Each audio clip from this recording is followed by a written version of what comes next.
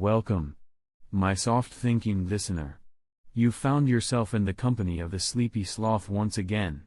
A slow, scientifically minded fellow, who enjoys facts, hydrogen, and things that drift in intergalactic quiet. I must tell you something before we begin. Today, I consider myself a scientist in the vastness of cosmic formation. A scientist who is almost always correct. Except, of course, when I am not. But even then, I prefer to float softly forward, rather than fuss or tumble. Because what truly matters is the information itself. Before I start, please, let me know, what is the most boring thing you would secretly love hearing about? Let me know gently, in the comments. Now, let us begin today's episode of The Formation of Everything. A slow journey, from absolute nothingness, to very slightly more than nothing. It begins with the formation of the universe, a process that was neither loud nor quick. In fact, it was timeless, and curiously spacious.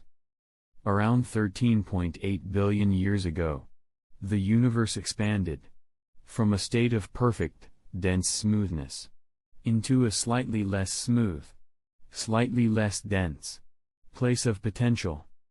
This expansion, sometimes called the Big Bang, was not a bang, not even a pop, more like the unwrinkling of an infinite blanket, too large to fold back. Temperature, unimaginably high, but uniform. Time, barely beginning to count itself. Matter, not yet quite matter, just possibilities swirling like invisible whispers, in all directions at once. No stars, no galaxies, no coffee, either. Just fundamental particles, tired, and waiting to combine. And so, they did not. Not yet. But let us float gently onward. After some hundreds of thousands of years, a soft hush fell over the heat. And with this quieting, came a small but meaningful arrangement.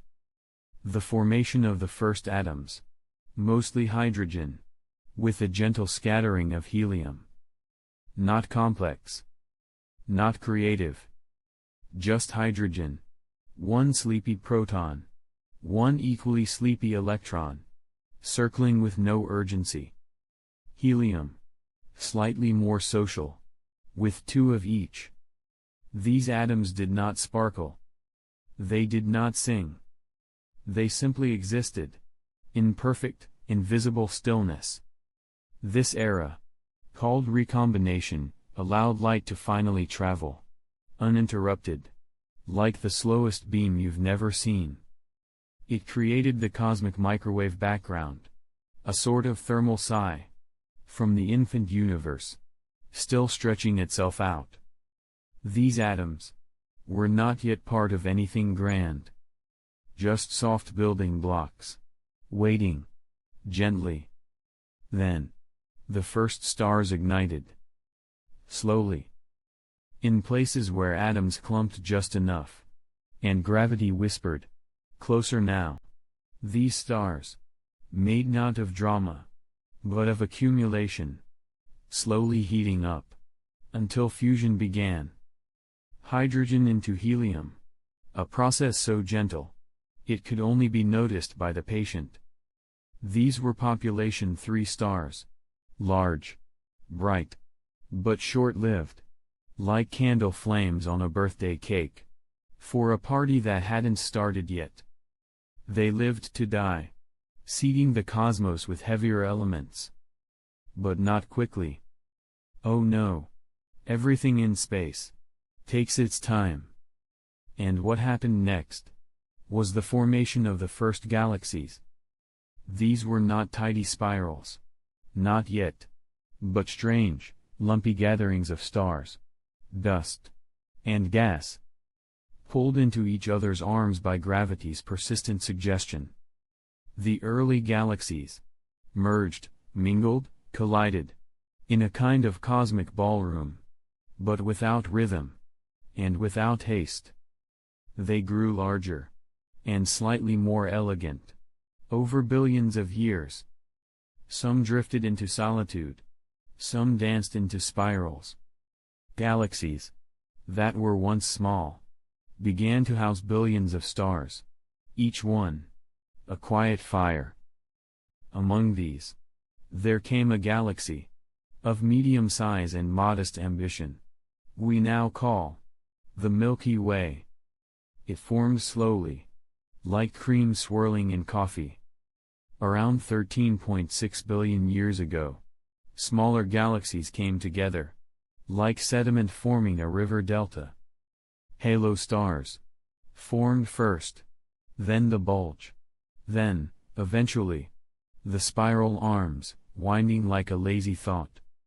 Our Milky Way is not special, and that is part of its charm.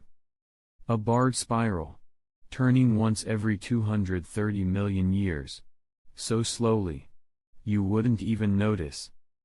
Not even if you tried. For your whole life. And perhaps, you shouldn't try. Let it spin. And let it be.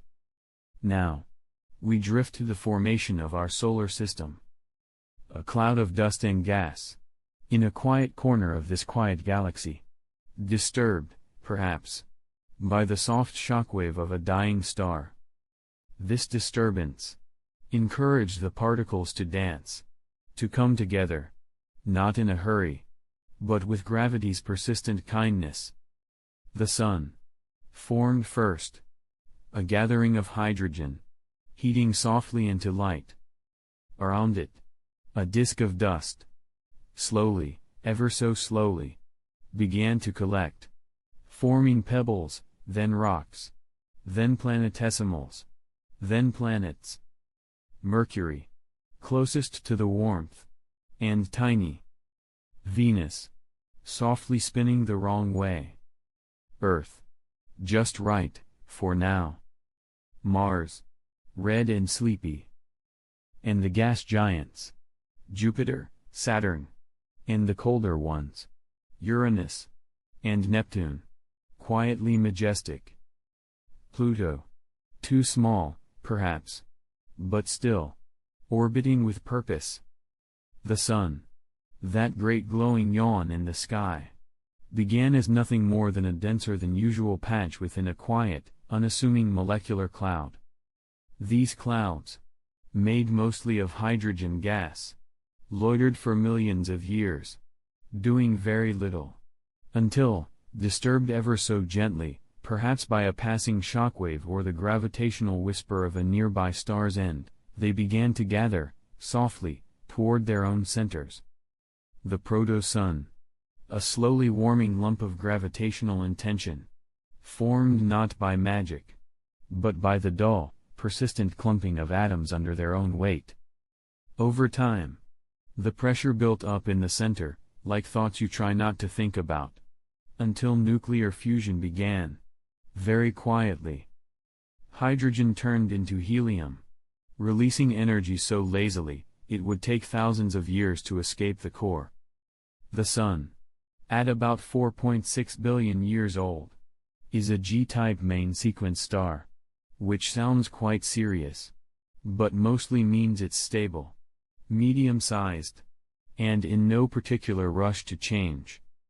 It will stay this way for billions more years, just sitting there, humming softly with photons, spinning at its own pace, which, depending on latitude, takes about 25 to 35 Earth days. A slow spinner, for a slow universe. Earth, our patient blue companion, began as just another wandering clump within the protoplanetary disk that swirled gently around the newborn sun. These clumps, rocky, dusty, anonymous, collided and combined over millions of years, through a process known as accretion. There were no sparks, no chaos, just dust, sticking to dust, forming pebbles, then stones, then things slightly larger than stones. Eventually, Earth became what we call a planetary embryo, quietly clearing its orbital path of other debris. Gravity, with its non-negotiable persistence, kept tugging matter together, until the shape became spherical, not by design, but by the mathematics of pressure and softness. The interior began to heat from collisions, compression, and radioactive decay, turning Earth from a cold rock into a sleepy, molten sphere with layers, a core, a mantle, a crust, all forming in gentle sequence. There were no continents yet, no oceans, no frogs or toast or shopping malls. Only a silent sphere, floating through space, getting heavier and warmer, and slowly preparing to be struck by something rather large. That something was a Mars-sized object we now call Theia. The Moon, according to the quietly agreed-upon giant impact hypothesis, was born not with grace, but with an impactful sigh. Theia, possibly formed in a similar orbit to Earth, wandered just close enough, and just long enough, to eventually collide. But not a head-on collision. No. A glancing blow, like a soft knock on a hollow shell. This gentle but not gentle impact threw molten debris into orbit, a slow-motion ballet of vaporized rock and liquefied crust. Over weeks, maybe months, maybe longer, the material began to gather, quietly, without direction, into a ring of dust and drops, encircling the Earth like a scarf made of regret. Gravity, the ever-patient choreographer, coaxed this ring into a sphere. That sphere was the Moon. Still geologically active at first, it cooled over time, developed craters, seas, and plains, all without ever needing to rush. And now, it orbits Earth every 27.3 days. Slowly, gently tugging on our tides, and our dreams. But Earth, newly formed and freshly mooned, was not yet finished with its sleepy troubles. A period known as the Late Heavy Bombardment, or LHB, arrived not with fireworks, but with the persistent patter of countless rocky bodies, drifting in from the outer reaches of the solar system. Between 4.1 and 3.8 billion years ago, our sleepy planet endured a barrage of impacts, not unlike quiet raindrops falling. Except these raindrops were asteroids, and they were not very quiet. The reason for this sudden uptick in collisions is thought to involve the migration of the giant planets, like Jupiter and Saturn, whose slow, shifting orbits disturbed the Kuiper belt and sent a cascade of debris inward. The Moon, pockmarked as it is, holds many of the scars from this era. Earth, too, was shaped, perhaps irrevocably. Oceans may have boiled, surfaces melted, then cooled again. But life, if it had begun, persisted, or began anew, in the warm, mineral-rich aftermath of impact after impact. There was no plan. Just rocks, falling, then stopping. And then came something remarkably invisible, the formation of Earth's atmosphere. At first, it was not an atmosphere to breathe. The early version, perhaps more of a vaporous sigh than a sky, was composed of hydrogen and helium. Light gases that drifted away like distracted thoughts, lost to space. But Earth, being warm and volcanic, had other plans. Through outgassing, when trapped gases escape from molten rock, volcanoes exhaled carbon dioxide, water vapor, ammonia, and other sleepy molecules into the air. Over millions of years, this stew thickened. There was no oxygen yet. No blue sky. Just a heavy, hazy veil, wrapping the planet like a weighted blanket.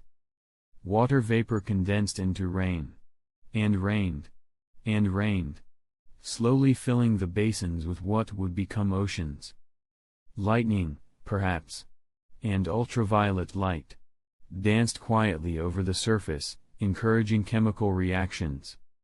An atmosphere, fragile and forming, began to take shape.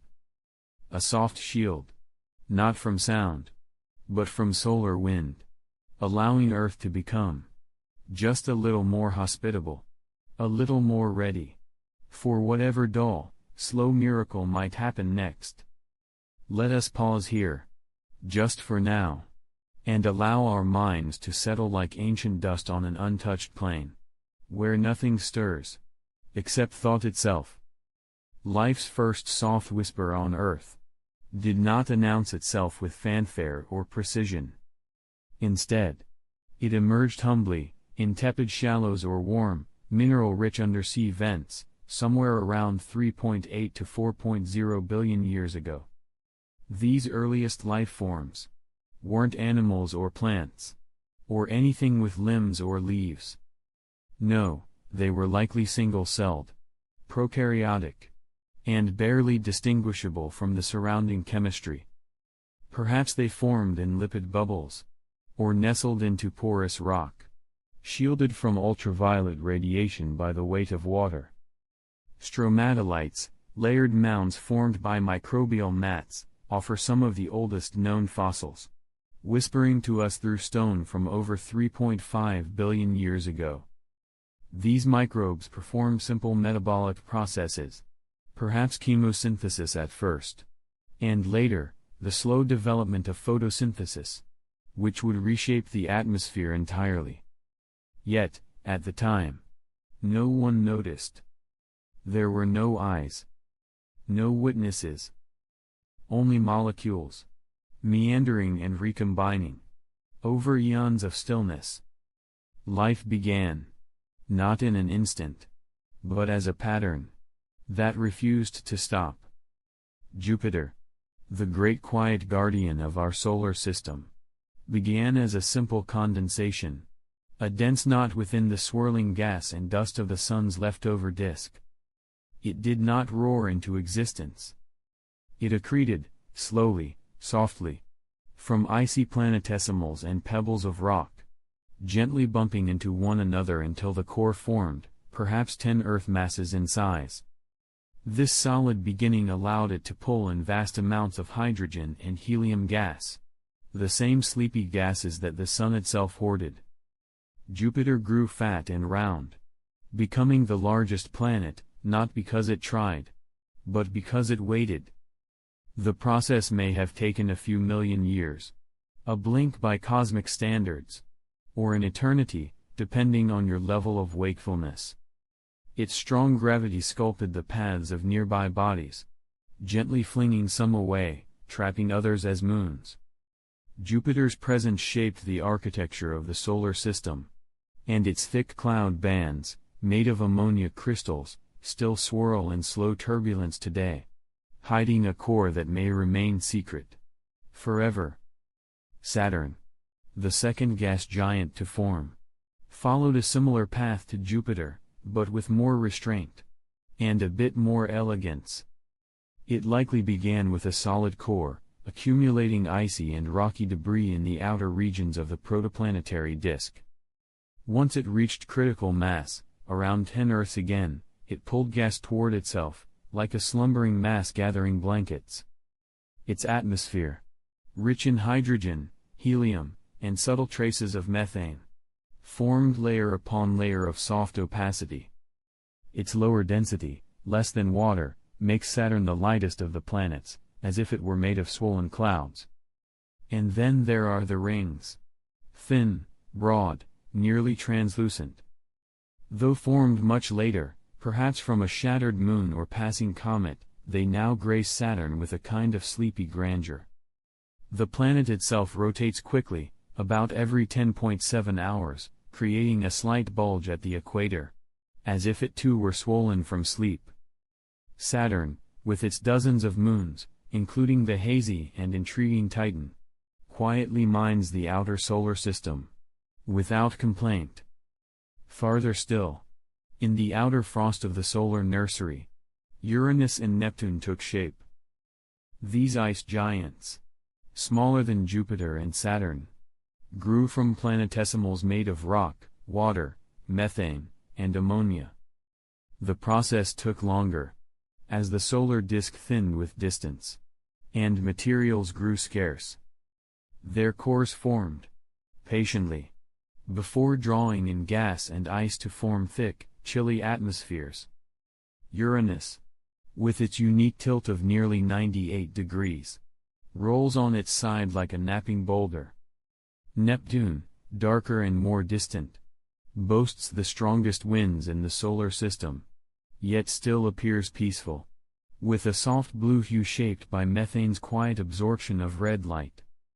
Unlike their larger cousins, these planets contain more ices than gases, leading some to call them failed gas giants or super-Earth in winter coats. Both have faint ring systems, and numerous moons, most small and cold and nearly forgotten. Together, they form the distant twin sentinels of our planetary family, cold, quiet, and ever so slowly circling the Sun. As the newborn Sun continued its quiet fusion, it began to exhale. The early solar wind, streams of charged particles, mostly electrons and protons, flowed outward in all directions, not like a breeze, but more like a prolonged sigh. This wind, though gentle by stellar standards, was strong enough to sweep away lighter elements from the inner solar system. Hydrogen and helium, the floatiest gases, were pushed outward, like fog dispersing in morning light. This process left the inner planets, Mercury, Venus, Earth, and Mars, rocky and dense, while the outer planets retained their thick envelopes of gas and ice. The solar wind, not violent, but persistent, helped define the boundaries of planetary character. It also played a role in shaping early atmospheres, and may have even contributed to the stripping of Mars's once thicker air. This solar wind still blows, a constant whisper of the Sun's temperament, sculpting magnetic fields and auroras, drifting slowly across space, and reminding us that even stars, like all things, like to stretch their limbs and breathe. Tucked quietly between the orbits of Mars and Jupiter lies the asteroid belt, a broad, silent region filled with countless fragments that never quite managed to become a planet. These pieces, some the size of mountains, others no bigger than pebbles, are leftovers from the early days of the solar system, roughly 4.5 billion years ago. The prevailing thought is that Jupiter's immense gravitational influence stirred the region just enough to prevent accretion. Instead of forming a planet, the material drifted, collided gently, and scattered into orbits both eccentric and stable. Ceres, the largest among them, is nearly 1,000 kilometers wide and round enough to be classified as a dwarf planet, while Vesta, Pallas, and Hygeia trail behind in size but remain quietly important. These bodies carry water, metals, and carbon-rich compounds, ingredients for future stories, but here, they simply drift, shadowed by the gravitational lullabies of nearby giants. The asteroid belt is not densely packed, you could pass through it without hitting a single object.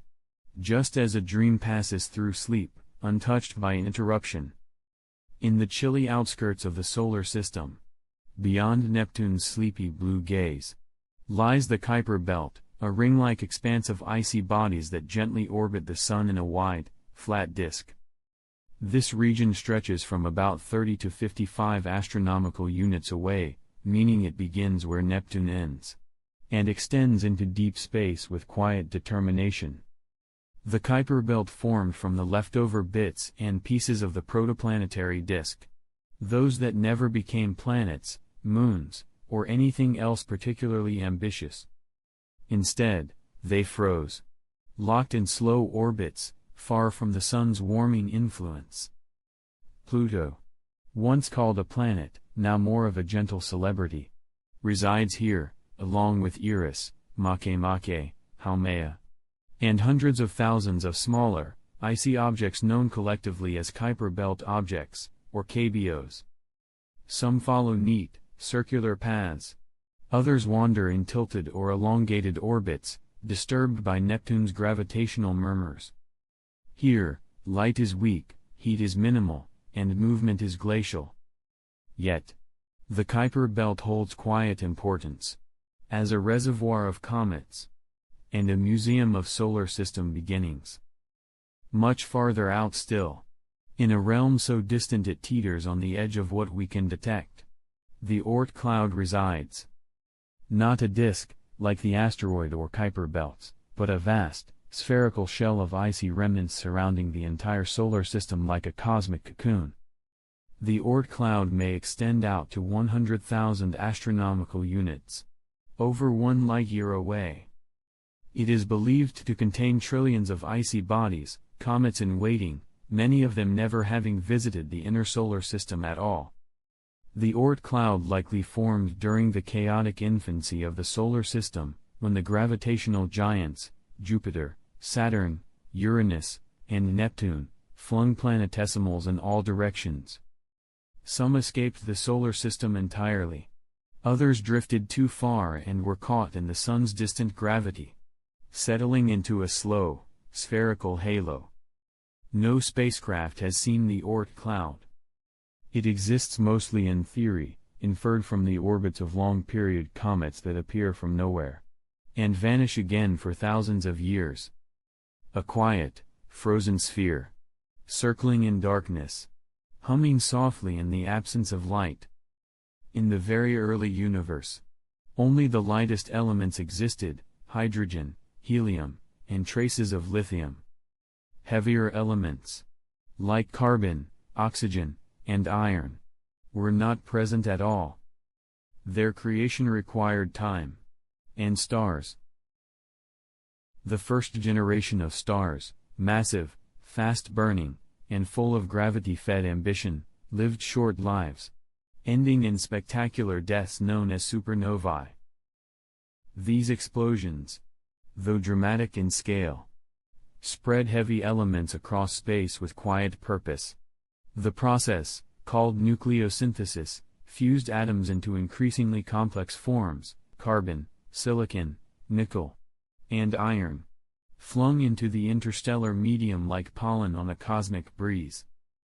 Each supernova enriched nearby gas clouds, which would someday condense into new stars, planets, and the materials of life itself.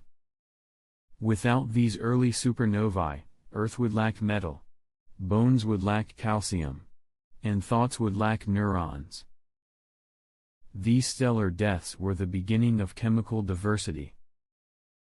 And yet, they came not with noise, but inevitability.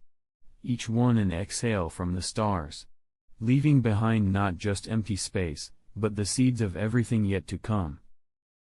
Somewhere deep within Earth's slowly cooling interior, a process began that would shield the surface from solar winds and cosmic whispers. As the iron-rich core differentiated into layers, solid inner, liquid outer, the motion of molten iron created a geodynamo, a self-sustaining loop of electrical and magnetic currents. This is the origin of Earth's magnetic field. Rather than something you can see or feel directly, it is a quiet, invisible cocoon, reaching thousands of kilometers into space. The field deflects harmful solar radiation, shaping auroras near the poles, and guiding migratory animals, who navigate by its gentle pull. The magnetic field is not fixed. It drifts, flips polarity every few 100,000 years, and varies slightly from year to year. But it has been a constant protector for billions of years, preserving the atmosphere and allowing life to evolve in peace. It is not flashy. It hums below awareness, like a blanket of magnetism wrapped gently around the world. Not one to boast, just one to be there. Mars, once thought to be Earth's quieter cousin, experienced a slow unraveling of its early potential. It likely began with a thicker atmosphere, perhaps even with flowing water on its surface, rivers, lakes, and deltas etched softly into its red terrain. But over hundreds of millions of years, something delicate unraveled. Mars, being smaller than Earth, cooled more quickly. Its liquid iron core, the very thing needed to generate a protective magnetic field, began to solidify. Without this shield, the solar wind, ever persistent and gently eroding, began stripping away the atmosphere molecule by molecule. This process was not abrupt. It was the quietest kind of vanishing. Carbon dioxide drifted into space. Water vapor was lost to ultraviolet dissociation, and any hope for long-term warmth disappeared with the thinning veil.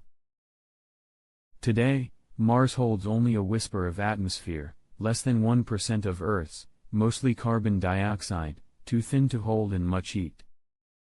It remains there still. Frozen, rust-colored, quiet. A softly echoing record of how an atmosphere can gently slip away. Venus, similar in size and composition to Earth, experienced a very different fate. Though it may once have had liquid water, perhaps even a climate not unlike early Earth, it underwent what is called a runaway greenhouse effect. As the sun warmed Venus, water in the atmosphere began to evaporate. And water vapor, being a potent greenhouse gas, trapped more heat, causing more evaporation, in a self-reinforcing loop of slow, atmospheric thickening. Eventually, surface water may have boiled away entirely. Without oceans to sequester carbon dioxide, volcanic outgassing filled the skies. And with no plate tectonics to recycle this carbon back into the crust, it lingered. The temperature rose, and rose again, until clouds of sulfuric acid formed in the upper atmosphere. Surface pressures grew to over 90 times Earth's, and temperatures reached nearly 470 degrees Celsius. Venus rotates so slowly, once every 243 Earth days, and in the opposite direction of most planets. But its atmosphere moves fast, swirling completely around the planet in just 4 Earth days. A storm in slow motion, above a land of endless quiet heat. Earth's rotation, the gentle twirl of our planet around its axis, has not always moved at the same pace. In its early days, Earth spun much faster. A day may have lasted as little as 6 hours, with the surface rushing beneath the sky in a blur of motion that would go unnoticed, because no eyes yet watched it. But over billions of years, the moon's gravitational pull, through tides and friction, began to slow this spin. It continues today, ever so subtly. Tidal forces create bulges in Earth's oceans, and these bulges lag just slightly behind the moon's position, tugging back on the moon even as it tugs on us. The result is a transfer of energy, and a slow lengthening of days. Today, Earth's day lasts 24 hours, but it grows longer by about 1.7 milliseconds each century. The slowing is imperceptible to human experience, and yet, always happening. A cosmic yawn that just never ends. One day, far into the future, days may stretch into 30 hours, but you will have drifted. Long before then, long ago, the moon did not show only one face to the Earth. It spun more quickly, turning freely in space, as most moons and planets do. But tidal forces, patient, soft, and relentless, worked their influence. Earth's gravity tugged on the moon's mass unevenly, creating tidal bulges. And as the moon rotated, these bulges were pulled backward, causing friction that slowly drained rotational energy. Over millions of years, this led to synchronous rotation, the state we call tidal locking. Today, the Moon's rotational period matches its orbital period, about 27.3 Earth days, so the same side always faces Earth. The far side, sometimes called the dark side, isn't actually dark. It simply faces away. The process of tidal locking is not quick. It is the planetary equivalent of being rocked to sleep by gravity itself. This relationship between Earth and Moon is now stable. A soft, gravitational hug that never changes its shape, but always affects the tides and the rhythms of everything that follows. Once Earth and Moon settled into this gentle gravitational choreography, another quiet marvel began to occur, the solar eclipse. This phenomenon depends on a beautifully boring coincidence. That the Moon, though about 400 times smaller than the Sun, is also about 400 times closer. This means they appear almost exactly the same size in our sky. When the Moon passes directly between Earth and the Sun, and all the distances align just so, it casts a soft shadow across parts of Earth, creating an eclipse. There are partial eclipses, and total ones, and the rare annular eclipse, when the Moon appears slightly too small to cover the Sun entirely. These events are quiet. They do not announce themselves loudly. But those who witness them often fall into stillness. The shadow moves slowly across the Earth. A great hush falls. And then, the light returns. The conditions for solar eclipses are temporary. The Moon is drifting away from Earth at about 3.8 centimeters per year. Someday, far ahead, total solar eclipses will cease. But for now, they remain the softest kind of celestial alignment. Somewhere in the depths of prehistory, long before writing, before fire was well understood, early humans lifted their eyes to the night sky and noticed dots. The first awareness of stars likely emerged not as science, but as soft wonder. These glowing points did not flicker for no reason. They returned, again and again, in slow, repeating patterns. The oldest known astronomical artifact, the Nebraska disk, created in what is now Germany around 1600 BC, hints at this dawning curiosity, but human awareness began much earlier. Perhaps 30,000 years ago, people carved star-like marks into bone and painted constellations onto cave walls. The Lascaux cave in France includes what may be an early depiction of the Pleiades cluster above a bull, a sleepy foreshadowing of what would become Taurus in the zodiac. These first stargazers didn't know what stars were, but they felt their rhythm, like a lullaby written in blackness. The night sky became both map and myth, clock and cradle, whispering time to anyone who could sit still long enough to listen. In the fertile river valleys of Mesopotamia, the Babylonians gazed upward with methodical attention. By around 1800 BC, they had begun recording star movements on clay tablets, slow, wedge-shaped inscriptions known as cuneiform. Babylonian astronomy was not just spiritual, it was precise. They tracked lunar eclipses, noted planetary retrogrades, and constructed a 12-sign zodiac from constellations. The Enuma Anu Enlil, a compilation of omens and celestial phenomena, represents one of the earliest attempts to correlate human events with cosmic activity. Using base 60 arithmetic, they divided the sky into 360 degrees, an arbitrary but useful circle. They could predict lunar eclipses using the Saros cycle, a quiet 18-year rhythm of repetition. Their records were not decorative. They were structured, purposeful, and deeply tied to both agriculture and governance.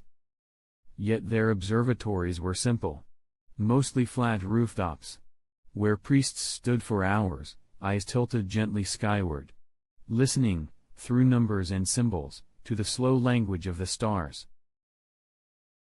To the ancient Egyptians, stars were not just distant lights, but companions in timekeeping and ritual.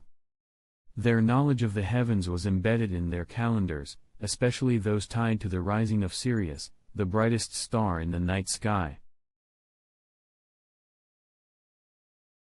This star's heliacal rising, its first appearance at dawn after a period of invisibility, coincided with the annual flooding of the Nile River, an event that sustained their agriculture and, by extension, their civilization. Around 3000 BCE, Egyptians constructed star clocks, using sets of 36 stars known as decans, which rose in 10-day intervals throughout the year. These decans marked hours at night, allowing priests to measure time without sunlight. Inside tombs, ceiling decorations recorded star charts, most famously in the tomb of Senemit, advisor to Hatshepsut. Their sky was one of quiet order, of gods traveling in celestial boats, and cosmic cycles repeating forever.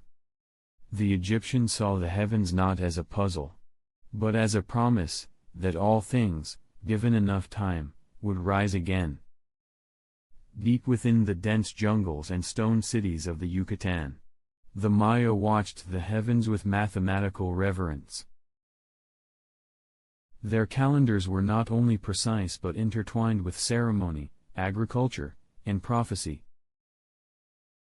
Of all the celestial bodies, Venus held special importance. The Dresden Codex, a pre-Columbian manuscript, contains a Venus table tracking the planet's movements with eerie accuracy, accounting for its 584-day synodic cycle. The Maya associated Venus with Kukulkan, a feathered serpent deity, and believed its appearances and disappearances carried omens of war or peace. Their observatories, such as El Caracol and Chichen Itza, had aligned sightlines to key astronomical events. The Maya used a vigentimal, base 20, number system and incorporated zero long before it became common elsewhere. Time for them was not linear, but cyclical, expressed in the long count calendar, which spans thousands of years. They did not separate astronomy from life, it was the same slow drumbeat guiding both fieldwork and festivals, woven into architecture, mythology, and sleep, with stars blinking softly between the leaves. Among the thinkers of ancient Greece, some dared to suggest a sleepy, radical thought, that the earth was not the center of everything. Aristarchus of Samos, around the 3rd century BC, proposed that the earth revolved around the sun, not the other way around, a model we now call heliocentrism. His idea, though largely dismissed in his time, floated gently against the dominant geocentric model supported by Aristotle and refined by Ptolemy.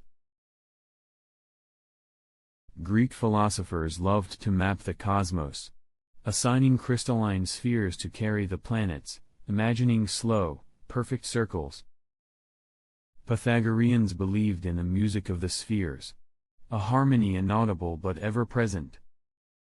They measure celestial angles with tools of brilliant simplicity, armillary spheres, gnomons, and sundials, and watched the heavens from coastal city-states and island hills. Though they lacked telescopes, they held vast thought experiments in their minds, trying to explain retrograde motion, eclipses, and solstices with geometric grace. These musings did not ignite revolutions, but laid groundwork, like soft stones under moss, for the sleepy unfolding of scientific thought. Nestled within the folds of classical Greek thought, Aristotle's geocentric model shaped the cosmos like a carefully balanced mobile, everything dangling gently around an unmoving earth. Around the 4th century BCE, Aristotle imagined a universe built from concentric crystalline spheres, each one carrying a celestial body in perfect, eternal circular motion. The stars were affixed to the outermost sphere, the so-called firmament, while the planets and sun danced on inner shells. Aristotle's universe was finite, enclosed, and eerily serene. It reflected his philosophical insistence on order and purpose, every object seeking its natural place in the great celestial architecture. Fire rose, earth sank, and stars spun in dutiful obedience to this unseen logic.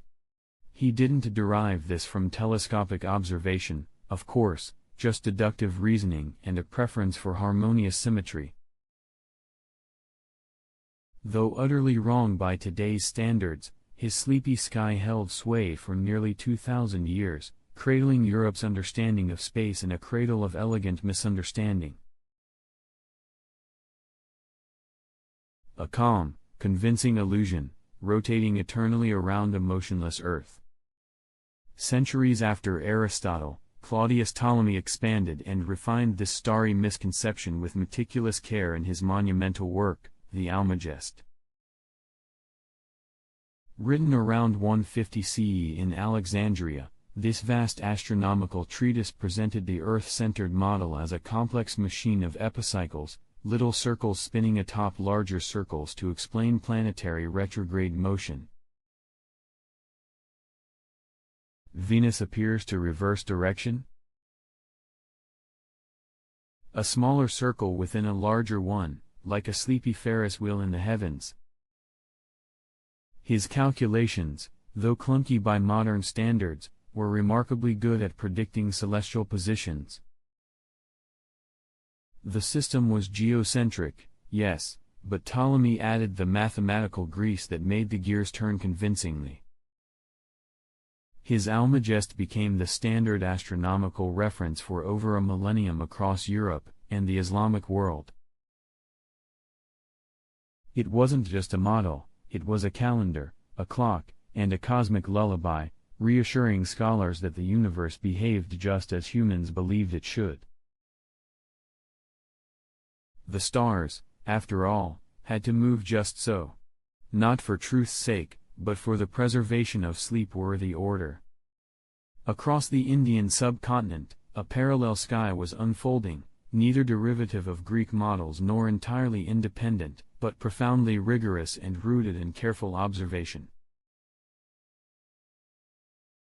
As early as the 5th century CE, astronomers like Aryabhatta and Varahamihira measured planetary movements with surprising precision. Aryabhatta, in particular, proposed that the Earth rotated on its axis, a bold deviation from static geocentrism. His work, Aryabhatia, calculated the sidereal rotation of Earth and provided accurate planetary periods.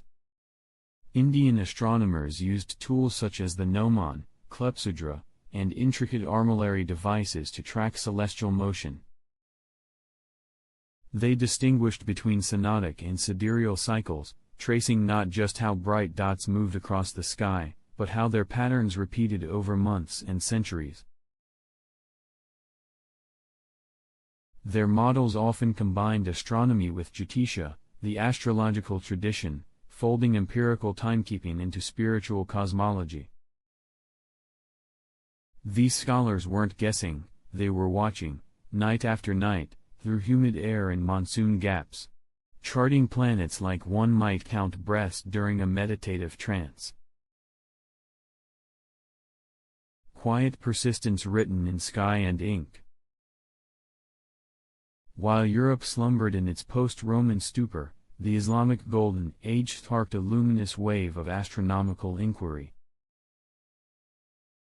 From the 8th to 14th centuries, observatories blossomed in Baghdad, Toledo, Samarkand, and Córdoba.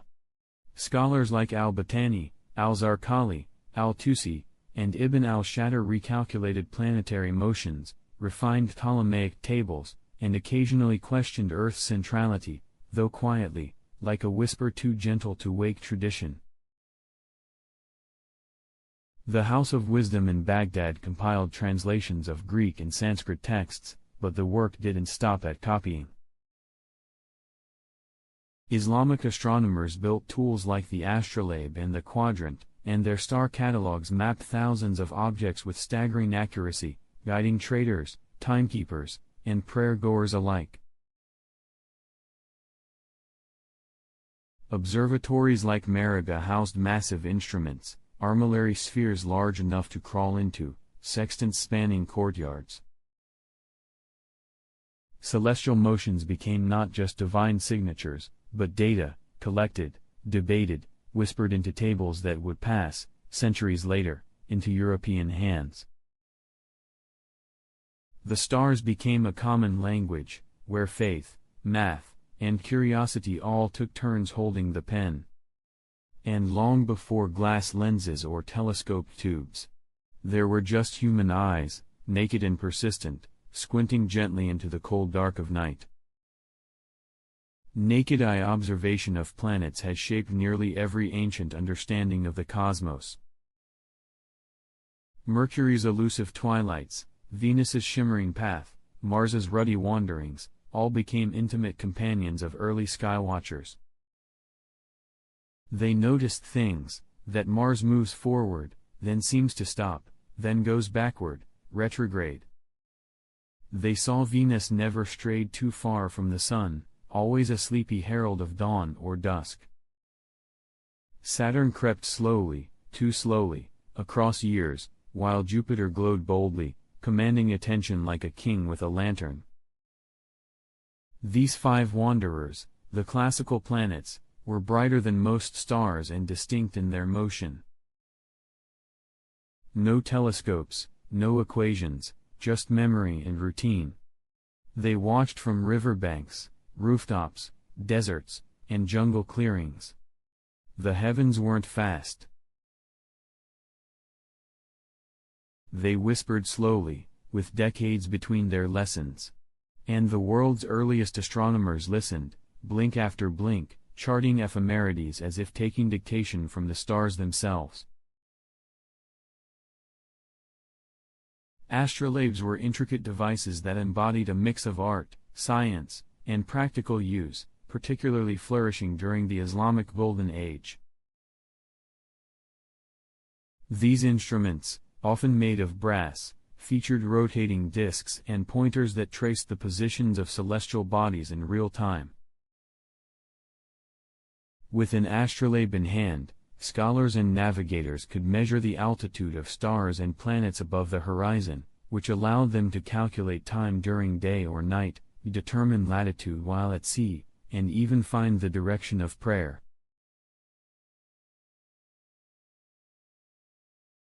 The astrolabe was not merely a tool but a portable star chart and clock combined, enabling users to unlock secrets of the heavens through geometry and observation, all without the benefit of telescopes.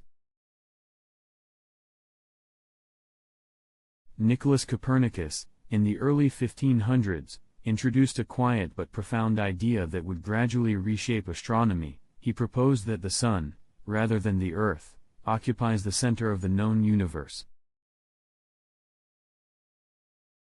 This heliocentric model contradicted the centuries-old geocentric view that placed Earth as the immovable center.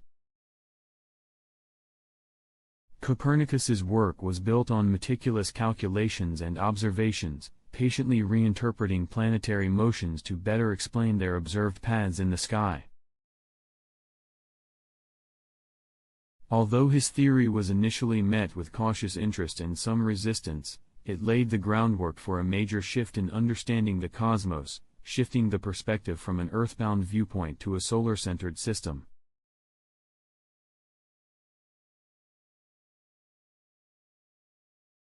Galileo Galilei, in the early 17th century, brought a new set of eyes to the heavens by being one of the first to use a telescope for astronomical observation.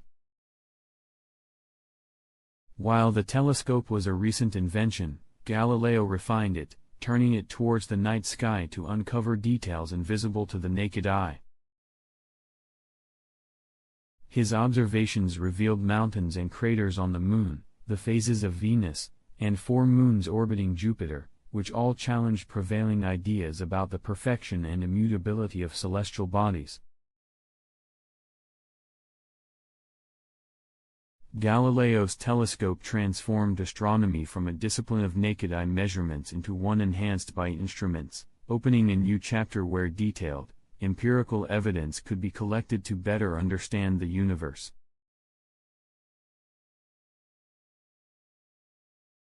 The discovery of Jupiter's moons was a landmark moment, achieved by Galileo in 1610 through his telescopic observations.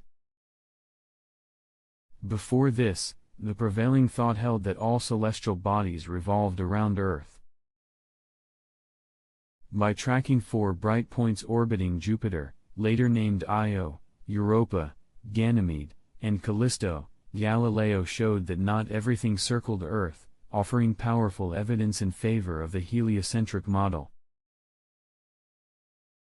This finding was not only a technical marvel, revealing moons invisible to the naked eye, but also a conceptual earthquake, shaking the foundations of astronomy and challenging the established worldview. These moons, shining steadily as tiny companions to Jupiter, expanded the cosmic family beyond Earth's immediate neighborhood. Venus's phases, observed carefully by Galileo, offered another piece of the cosmic puzzle. Through his telescope, Galileo noted that Venus exhibited a full set of phases, much like the Moon, changing from crescent to gibbous and back again. This behavior could only be explained if Venus orbited the Sun, not Earth, supporting the heliocentric theory. The shifting shapes of Venus illuminated a dynamic solar system, where planets moved in complex paths relative to both the Earth and the Sun. Observing these phases was a delicate task, requiring patience and steady eyes, but it provided clear, observable proof that the old geocentric model could not account for all the details visible through the new lens of the telescope.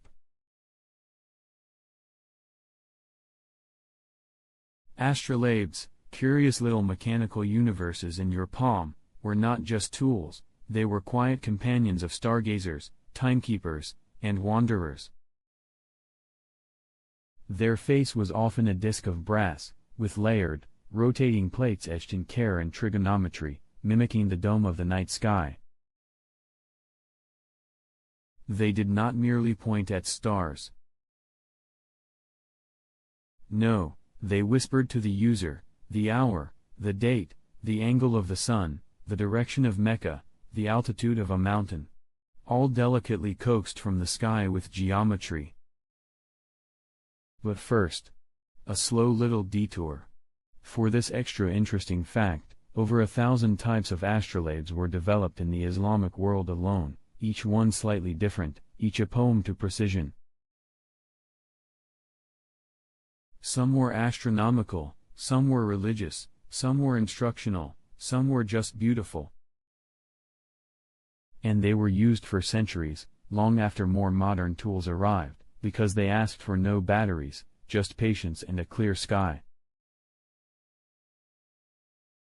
Let us float gently onward to a Polish cathedral canon named Nicholas Copernicus, who in the 16th century dared to let the sun sit still. His heliocentric theory did not burst into the world with drama and flair. It crept slowly, like dawn light under a locked door. Copernicus proposed that the Earth was not the center of all things, but rather, just another body moving in circles around a brighter, warmer, more deserving center, the Sun.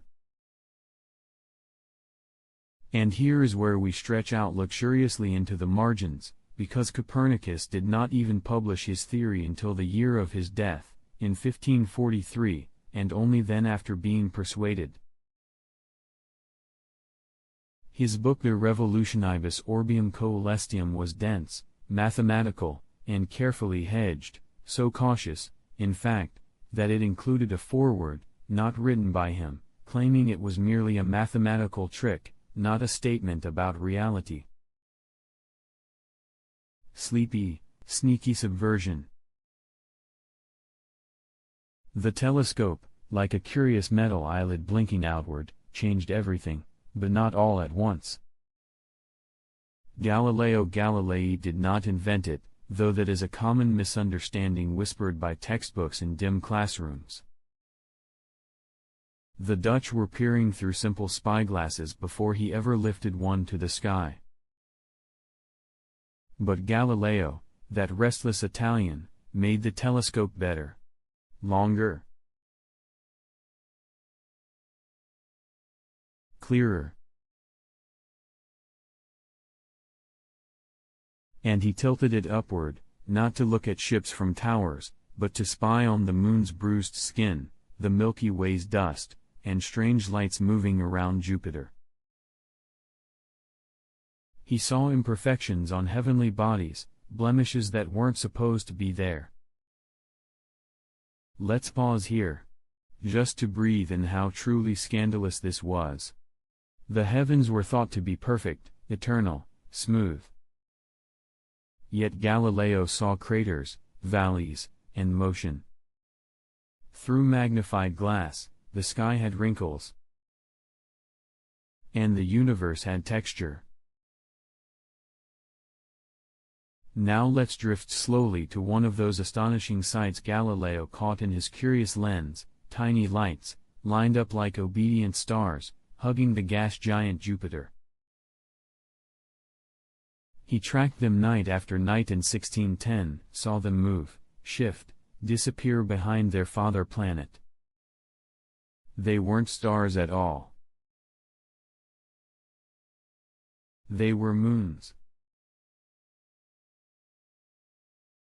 4 of them. Io, Europa, Ganymede, and Callisto, names given later, of course, like secret children revealed in the pages of time. But this meant something unsettling. A planet other than Earth had companions. And those companions orbited it. Not us. Not Earth. Let us linger here, and think how troubling that was for the tidy Earth-centered models of the cosmos. Because if something could orbit something that wasn't Earth, perhaps not everything orbited us at all.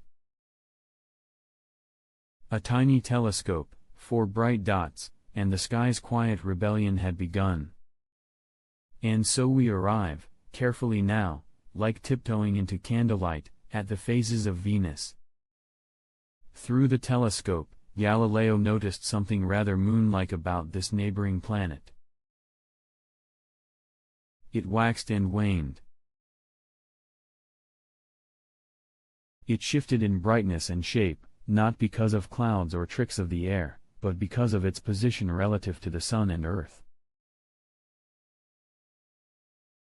Venus went through phases. This could not happen if Venus circled Earth. No clever math could make that work. But if Venus orbited the Sun, as Copernicus claimed, then yes, of course, it all aligned. Let us meander slowly into this realization: it wasn't just a pretty celestial show. It was observable proof that not everything circled Earth, and some things, perhaps many things, obeyed a different gravitational king.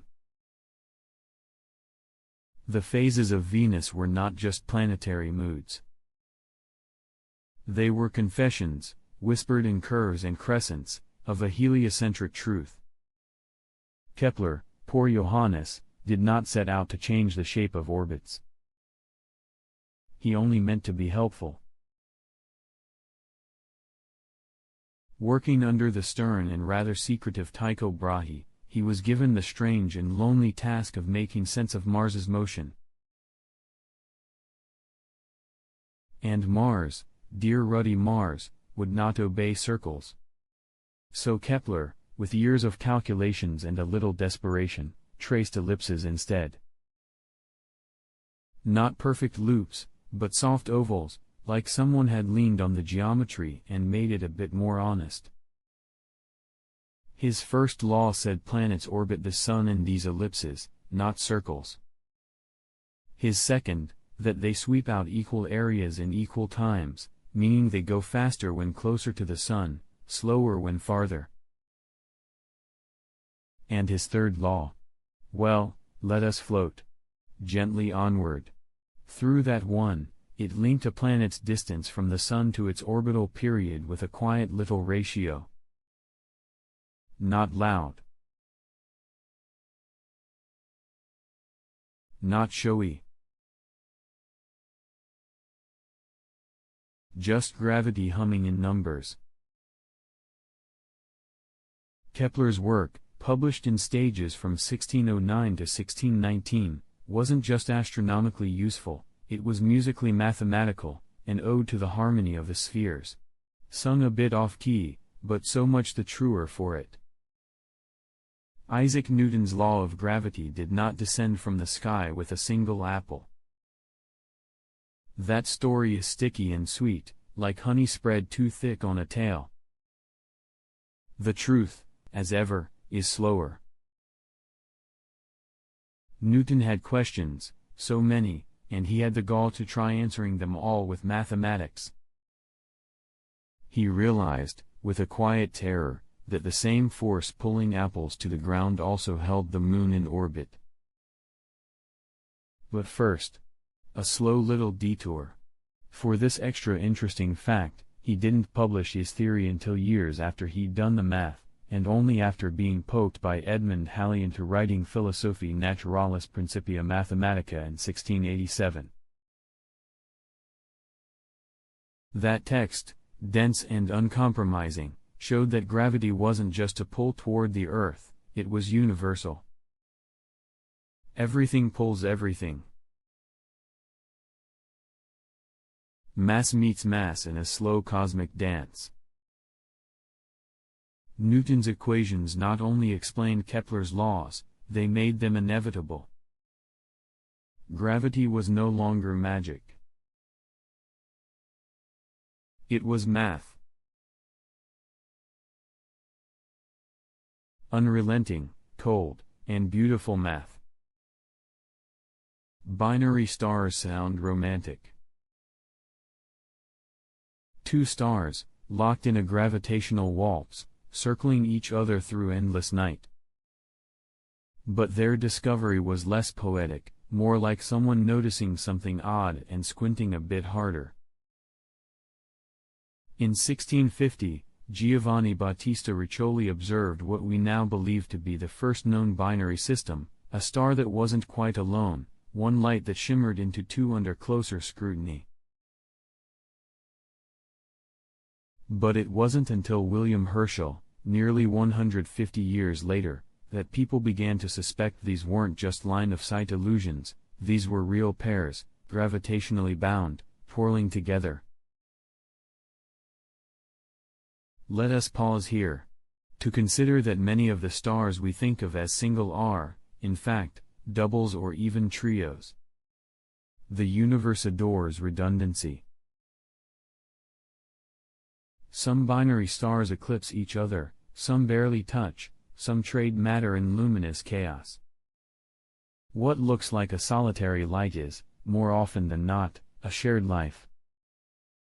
Celestial companionship, written in gravity.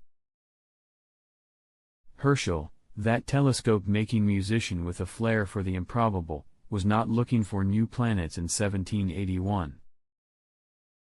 He was sweeping the sky, methodically, sleepily, like brushing crumbs off a black velvet table, when he noticed something that didn't quite twinkle like a star. It moved. Slowly. Deliberately. Differently. He thought it might be a comet at first. But it lacked a tail, and its path whispered otherwise. Uranus, the seventh planet from the Sun, had been hiding in plain sight, mistaken for a star since ancient times. But Herschel's patient eye and powerful home-built telescope revealed its true nature. Let us drift for a moment into this thought. Before Herschel, the known solar system ended at Saturn. His discovery stretched it outward, radically, doubling its size in the imagination of humankind. Uranus didn't shout its presence. It waited. Quiet. Blue-green. Tilted sideways like a sleeping thought. And so we reach the strange, subtle discovery of Neptune, a planet found not by sight, but by mathematics. It was the 1840s, and Uranus was misbehaving. Its orbit was not quite right. Something was tugging at it. Something unseen. Let us meander gently through this realization. Astronomers like Urbain Le Verrier in France and John Couch Adams in Britain calculated where this mysterious object must be, based only on Uranus's wobbles. And when Johann Galle pointed his telescope at that precise patch of sky in 1846, there it was. Neptune. Faint, blue, invisible to the naked eye, but as real as anything. It was a ghost made solid by prediction. This was the first planet discovered before it was observed, a triumph of pencil, paper, and patience. The sky had been hiding secrets again. And math, softly stubborn math, had found them out. Pluto was discovered in 1930, but its story stretches backward in time like a shadow that didn't know it was being cast. Astronomers had long suspected there was something beyond Neptune, a planet tugging invisibly at the orbits of its neighbors.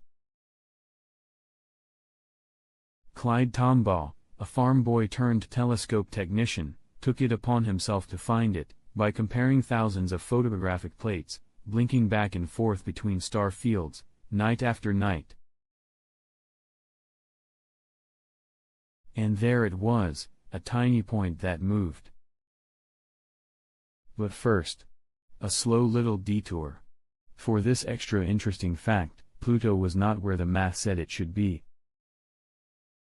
It wasn't even big enough to cause the gravitational pull they were looking for. In fact, the Planet X calculations had been wrong. Pluto was a bonus discovery, accidental, almost poetic. And for 76 years, it wore the title of ninth planet like a borrowed coat, before being demoted to dwarf planet in 2006. Still, to those who watched the night sky in the 1930s, Pluto was a marvel, a ghost planet, caught squirming through the Kuiper belt, whispering secrets from the edge of sunlight. Meteors have always fallen, quietly, suddenly, with a grace that belies their violent arrival. But the idea that meteor showers were predictable, cyclical, tied to cosmic rhythms, that came later. The first major documentation of a meteor shower occurred in 902 AD by Chinese astronomers, who described stars that fell like rain. Yet it wasn't until the 1833 Leonid meteor storm that the Western world truly took notice, when thousands of meteors streaked across the sky per hour, astonishing and alarming people across North America. Let us float gently onward. To a moment of overthinking, this spectacle was so intense, some believed it marked the end of days. But the scientific community began to notice something else, that these events happened in regular intervals. Eventually, we linked them to Earth passing through the debris trails of comets. These weren't random drops of fire, they were cosmic calendars, right on schedule, beautiful and ominous, like reminders that the sky has memory. The first recorded observation of solar flares, a sudden eruption of energy from the sun's surface, did not occur until September 1, 1859, though the sun had been flaring without notice for billions of years. That day, astronomer Richard Carrington was sketching sunspots when a blinding burst of light appeared within the sunspot cluster, bright enough to be seen in visible light with a telescope.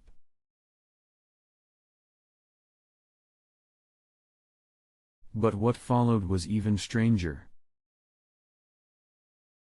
Let us meander for a moment into electromagnetic mischief. Just hours later, a geomagnetic storm rattled the Earth.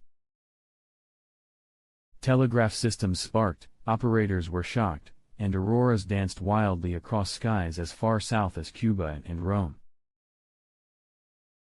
The Carrington event, as it came to be called, was the first recorded link between solar activity and terrestrial effects. Solar flares became something more than light, they became loud. Unseen waves of energy, pulsing through magnetic fields, capable of whispering through wires and knocking politely on Earth's door with a fist of plasma. Halley's Comet has been observed since ancient times, a strange and fearful traveler flaring across the sky every 76 years or so, but it wasn't until the early 18th century that anyone dared to say, "Wait, it's the same one, again." Edmund Halley studied past comet records and noticed a pattern, especially in the returns of bright comets in 1531, 1607, and 1682. He predicted that the same comet would return again in 1758. He did not live to see it, but it came, right on time. Let us pause here. Not just for Halley's genius, but his faith in the regularity of the cosmos. He was the first to suggest that a comet could be a repeating object with a closed orbit around the Sun, rather than a one-time omen streaking by in chaotic randomness. When the comet returned as predicted, it was named in his honor, a rare moment when the stars granted immortality not to a warrior or king, but to a patient, calculating man who dared to believe the sky could be forecast.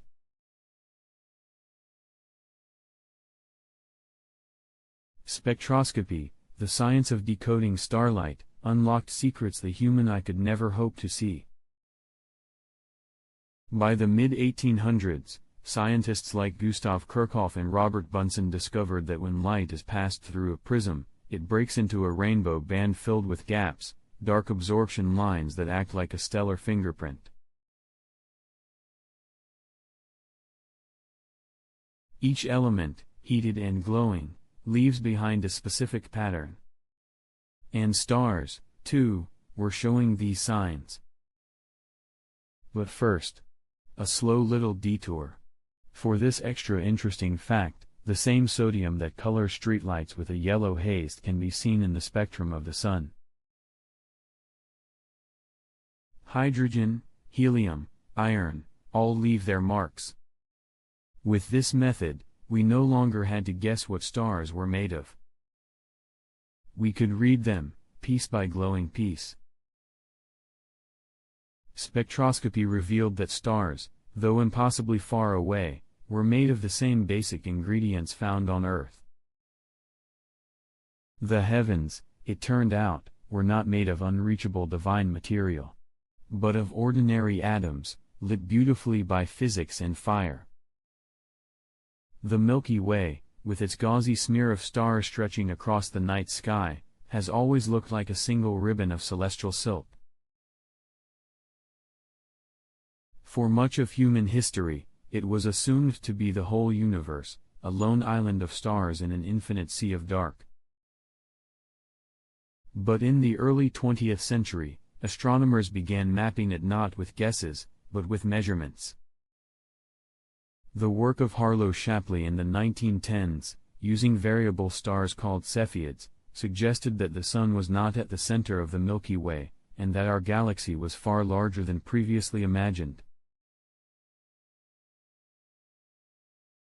Let us float gently onward. Into this quiet rearranging of cosmic furniture, Shapley proposed that the Milky Way was a vast, flattened disk, tens of thousands of light-years across, with its core tucked far away in the direction of Sagittarius. It was humbling, beautifully so. The more we understood our galaxy's shape, the smaller our place within it seemed.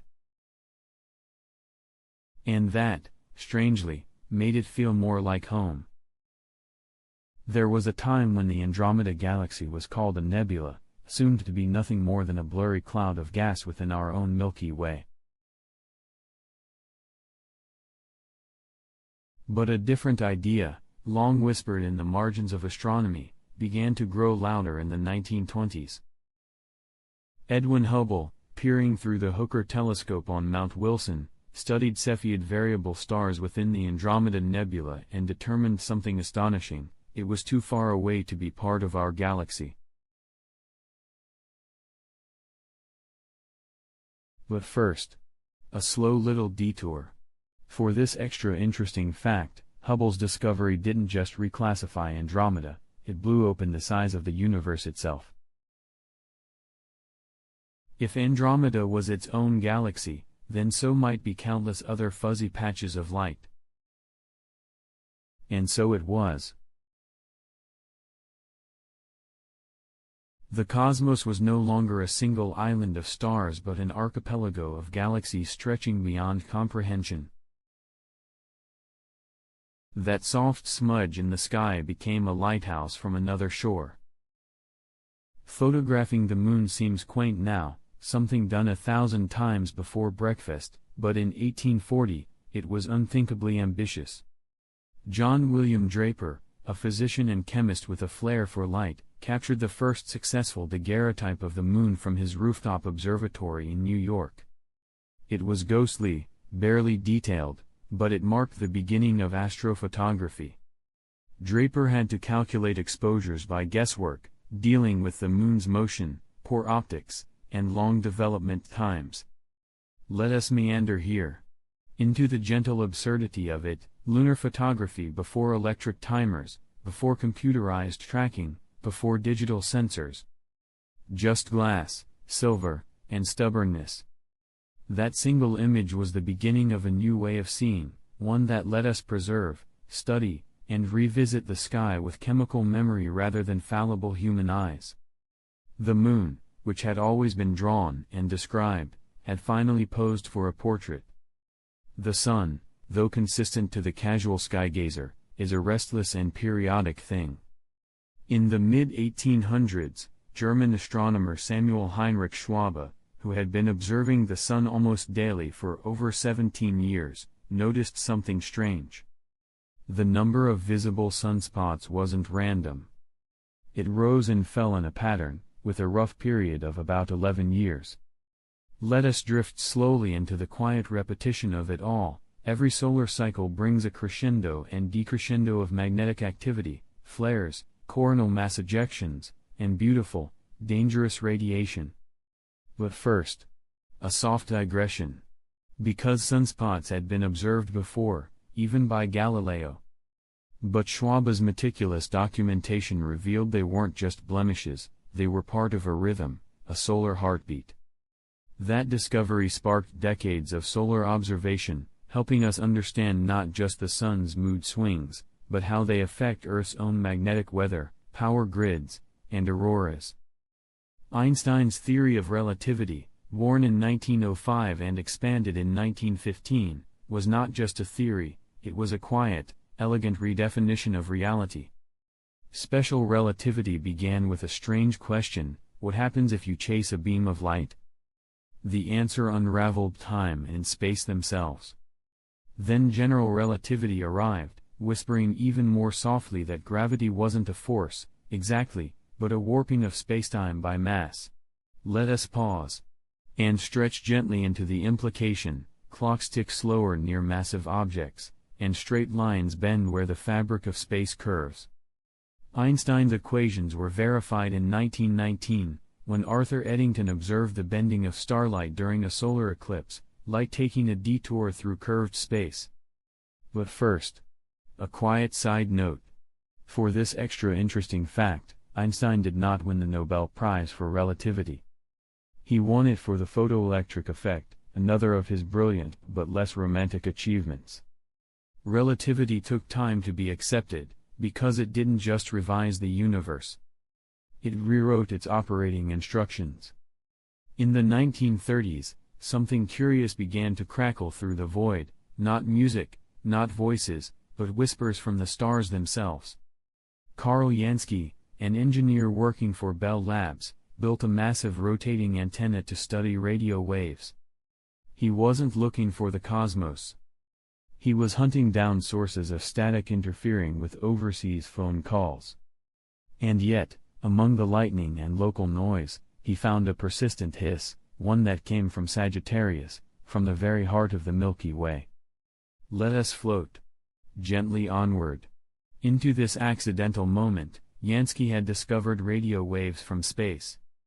He had, without meaning to, birthed a new field, radio astronomy. At the time, no one knew quite what to do with this revelation. It was like learning the stars could hum in frequencies no ear could hear, broadcasting their presence in quiet, invisible song. The universe, it turned out, wasn't silent. It had simply been speaking in a language we hadn't yet learned to listen to. Edwin Hubble, who had already shaken the world by proving that galaxies existed beyond our own, delivered an even deeper tremor in 1929. He was measuring the light from galaxies, light that had traveled for millions of years, when he noticed something odd. The farther away a galaxy was, the redder its light appeared. Not just some of them. All of them. This redshift wasn't a fluke, it was a pattern. And it meant that galaxies weren't just sitting still. They were retreating. The entire universe was expanding. But first, a slow little detour. For this extra interesting fact, Hubble didn't fully understand the implications of his discovery. He wasn't thinking about the Big Bang, or dark energy, or cosmic horizons. That would come later. Still, the data was clear. Space itself was stretching, like taffy left out in the sun. What had once seemed eternal and fixed was now drifting apart, as though the universe had taken a long breath and hadn't stopped exhaling. Charon, Pluto's largest moon, wasn't seen until 1978, though it had been there all along, hovering quietly beside its icy parent, hiding in the blur of telescope images. Astronomer James Christie noticed that Pluto's photographic profile had a small, rhythmic bulge. It wasn't quite symmetrical. Something, it seemed, was orbiting. And it wasn't a trick of the light. Let us meander here. Into this careful noticing. Charon is unusually large compared to Pluto, so large, in fact, that the two bodies actually orbit a shared center of gravity that lies outside Pluto's surface. It's less like a planet with a moon, and more like a binary dance of shadowy ice spheres. Named after the mythological ferryman of the dead, Charon transformed Pluto from a lonely outpost into a double world, half forgotten, half still being understood, drifting together at the edge of sunlight's reach. The idea of riding fire into the sky is ancient, but making it happen took more than dreams and smoke. The modern rocket traces its lineage to the work of Konstantin Tsiolkovsky, Robert Goddard, and Hermann Oberth, three minds who, in different countries and with different tools, imagined and built the impossible. In 1926, Goddard launched the first liquid-fueled rocket in Massachusetts. It rose a mere 41 feet. But the sky does not measure ambition by altitude. Let us pause, just for a moment, to notice, Goddard's rocket looked more like a pipe with legs than a spaceship. And yet, it held the seed of everything to come. He was ridiculed in newspapers for suggesting rockets could reach the moon, mocked gently but persistently. Today, NASA's Goddard Space Flight Center bears his name. Because the future belongs, very often, to those whose hands are blackened with fuel and failure. The V-2 rocket, built in war and stained with sorrow, holds the strange distinction of being the first human-made object to reach the edge of space. Launched by Nazi Germany in 1944 and 1945, these weapons were terrifying in their purpose, but they also marked the beginning of the space age in raw technical terms.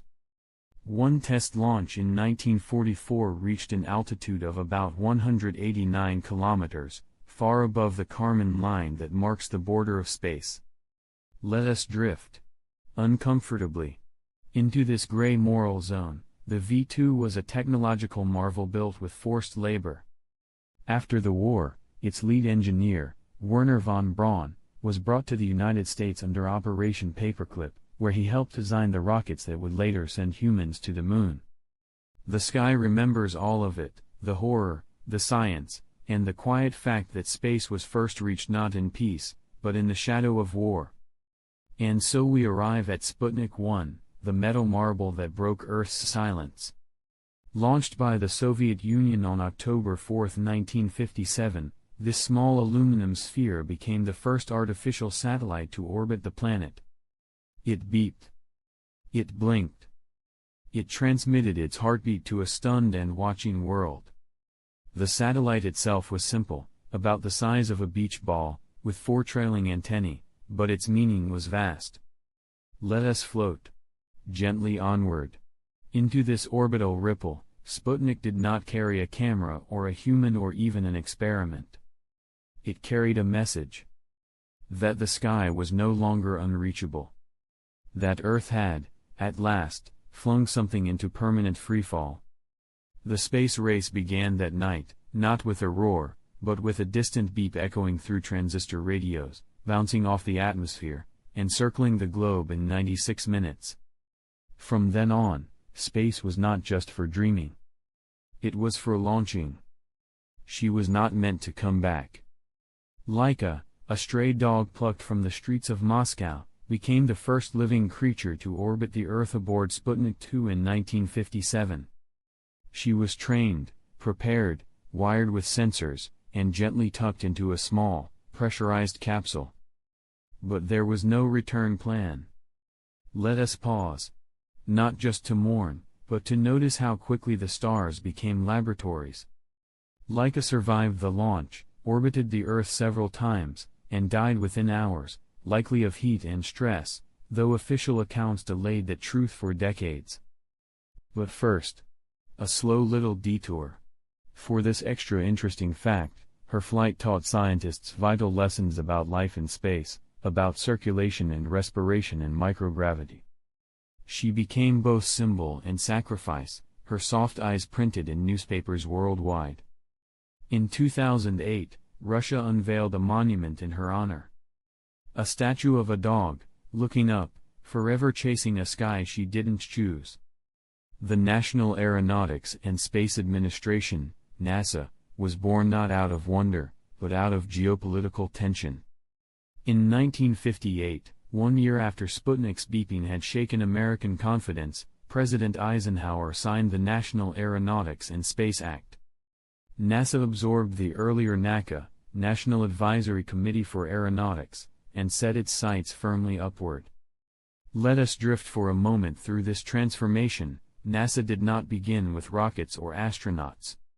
It began with paper, engineers, and anxious dreams. The Cold War shaped its urgency. But slowly, it gathered minds: Wernher von Braun, Katherine Johnson, Margaret Hamilton, each adding equations and algorithms to the growing machine of exploration. But first, a soft little extra: NASA's first space center wasn't in Houston. It was in Langley, Virginia, where wind tunnels and flight tests whispered the future long before anyone walked on the moon. Yuri Gagarin, with his effortless grin and 27-year-old nerves of steel, became the first human in space on April 12, 1961. His spacecraft, Vostok 1, made a single orbit of the Earth that lasted just under 2 hours.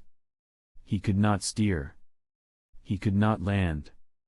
But he smiled, radioed Poikali, "Let's go," and was launched into legend. Let us float gently onward. Into this delicate truth, the Soviets weren't completely certain he would survive. No one knew what space would do to a human brain, or a heart, or a bladder. They had like his data, yes, but humans are not dogs. And yet Gagarin returned, parachuting separately from his capsule, landing in a Russian field and shaking hands with startled farmers. He had seen the Earth from above. And when he described it, he called it beautiful. Alan Shepard, just weeks after Gagarin's flight, became the first American in space. His Mercury capsule, named Freedom 7, launched on May 5, 1961, and stayed aloft for only 15 minutes. It didn't orbit. It went up, curved along a parabolic arc, and came back down into the Atlantic. But it was enough. But first, a soft little detour. For this extra interesting fact, Shepard's flight had been delayed several times, and he waited in his tiny capsule for hours before launch, long enough to demand a bathroom break in his suit. He was America's entry into human spaceflight, and though his journey was short, it marked the beginning of Project Mercury's push into orbit. Shepard would later walk on the moon, becoming the only Mercury astronaut to do so, and the only one to bring a golf club. Alexei Leonov, in 1965, did something no one had done before: he left his spacecraft. During the Voskid 2 mission, he emerged from the hatch tethered only by a cord, floating outside in a silver suit, a fragile man in the blackness. His spacewalk lasted just over 12 minutes, but nearly ended in disaster. Let us linger here. On the airless tension, his suit ballooned in the vacuum, making re-entry difficult. He had to bleed air manually to squeeze back through the hatch. He was sweating, breathing hard, and his heart raced, yet back on Earth, the Soviets released only triumphant photos. But first, a quiet marvel: Leonov brought crayons into space, hoping to sketch the Earth. The first artist beyond the atmosphere saw his canvas escape him, but tried to draw it anyway. The first images of Earth from a satellite came from Explorer 6 in 1959, but the true moment of revelation, the one that made Earth a marble, came in the 1960s with NASA's TIROS and ATS series. These weather satellites captured images that were grainy, gray, and grainy again, but they were revolutionary. For the first time, we saw clouds swirl in motion, storms spiral over oceans, continents curve beneath the atmosphere. Let us float gently onward. Into the perspective shift, Earth became an object, no longer just a stage for human stories. It was fragile. Bordered not by flags but by a thin, shimmering atmosphere. The satellite images weren't art, but they gave us reason to make art, and politics, and policy, with new eyes. We could finally see the Earth, not from maps, but from the outside. On July 20, 1969, a boot print pressed into the Moon's ancient dust. Apollo 11's lunar module, Eagle, touched down in the Sea of Tranquility, carrying Neil Armstrong and Buzz Aldrin, while Michael Collins orbited patiently above. Armstrong stepped down first, uttering words that would be repeated endlessly, sometimes misquoted, always mythologized. But first, a slow little detour. For this extra interesting fact, the astronauts almost didn't land. Fuel was running low. Armstrong had to override the auto landing to avoid a boulder field. The Moon, it turned out, was more rugged than simulation screens. And yet, they landed. They walked. They collected. They returned. The moon wasn't made of cheese, it was made of dreams, dust, and rock. Speaking of rock, when the Apollo 11 crew returned, they brought 22 kilograms of moon samples with them, carefully packed in boxes, wrapped in layers, examined under quarantine. The stones and soil were gray, jagged, and surprisingly sharp. Some were ancient, older than almost anything on Earth. Let us drift for a moment into this mineral miracle. Lunar rocks told us about impacts, volcanic flows, and a cooling crust untouched by water or wind. Later missions would bring back more, but Apollo 11's haul was humanity's first tactile proof that we had touched another world. Moon dust clung to their suits, smelled faintly like spent gunpowder, and stained their equipment. It wasn't just a keepsake. It was evidence. Valentina Tereshkova became the first woman in space in 1963 aboard Vostok 6. A textile worker turned parachutist turned cosmonaut, she orbited the Earth 48 times over nearly 3 days. She was 26 years old and had never flown a plane. But first, a quiet meander into this forgotten footnote: Tereshkova flew solo, no one else aboard. And she wasn't just a token presence. She logged more hours in space during that single flight than all the American Mercury astronauts combined at that point. Her mission was secretive, rough, and partially classified. But she returned safely, hailed as a hero. Later, she became a politician, a public figure, and a symbol, both used and celebrated by the Soviet Union. Her call sign during the flight? Chaika, seagull. In 1971, the Soviet Union launched Salyut-1, the first space station. It was modest by today's standards, a single cylinder orbiting 200 kilometers above Earth. But it was a home. It had compartments, solar panels, scientific equipment, and a place to sleep. Let us float gently onward into the soft absurdity of making homes in orbit. Salyut-1 was visited by the crew of Soyuz 11, who stayed aboard for 23 days, longer than anyone had ever lived in space. But tragedy followed.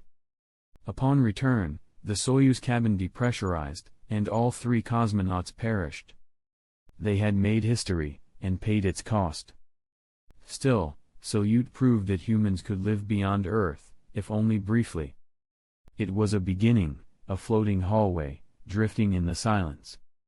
In 1977, 2 nearly identical spacecraft, Voyager 1 and Voyager 2, slipped quietly into the dark. They weren't meant to come home. Their mission, explore the outer planets, then just keep going. Let us pause in admiration of this celestial gamble. Each probe carried a golden record, etched with the sounds of Earth, greetings, music, thunder, a kiss. And also, instructions. Should an alien civilization find it. Voyager 2, despite being launched first, took the longer scenic route, swooping past Jupiter, Saturn, Uranus, and Neptune. Voyager 1 took the faster path and is now the farthest human-made object from Earth. But first, a slow little detour. For this extra interesting fact, both spacecraft still send back data, whispering from the edge of interstellar space, even as their power flickers down one precious instrument at a time. When we think of rings in our solar system, most minds drift directly to Saturn. But Jupiter, oh sleepy surprise, has rings too. They're faint, thin, and often overshadowed. Yet in 1979, Voyager 1's careful eye spotted them for the first time. Not bright, shimmering hoops, but shadowy arcs made mostly of dust. These rings had evaded telescopes for centuries, cloaked in Jupiter's glare. Let us float gently onward through this dusty halo. The rings likely formed from micrometeorite impacts on Jupiter's smaller moons, kicking debris into orbit. while Saturn's rings announce themselves like a royal collar, Jupiter's whisper. And if you blink, you just might miss them. Instead of discarding a spacecraft after each mission, the space shuttle was designed to return home, be cleaned, patched, and sent up again. In 1981, Columbia lifted off and changed the shape of space travel. But let us not romanticize too quickly. For the shuttle system was wildly expensive, structurally complex, and not nearly as routine as promised. Yet it allowed humans to build the ISS, launch the Hubble telescope, and carry dozens of astronauts beyond the sky. But first, a quiet orbit through its oddities, the shuttle rode attached to a massive orange external tank and two white solid rocket boosters, most of which weren't reused at all. Still, it looked like something out of science fiction, and for 30 years, it flew. Though Saturn's rings had dazzled us since Galileo's imperfect sketch in the 1600s, it wasn't until Voyager and later Cassini that we saw them up close, really up close. Thousands of delicate bands, braided strands, and icy particles, each reflecting sunlight in their own sleepy shimmer. The scale is difficult to grasp. Saturn's rings stretch hundreds of thousands of kilometers wide, yet most are only about 10 meters thick.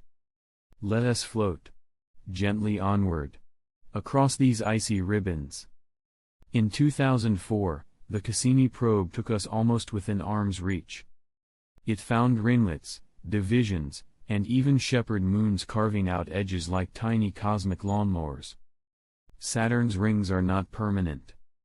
They are slowly disintegrating, falling into the planet like rain.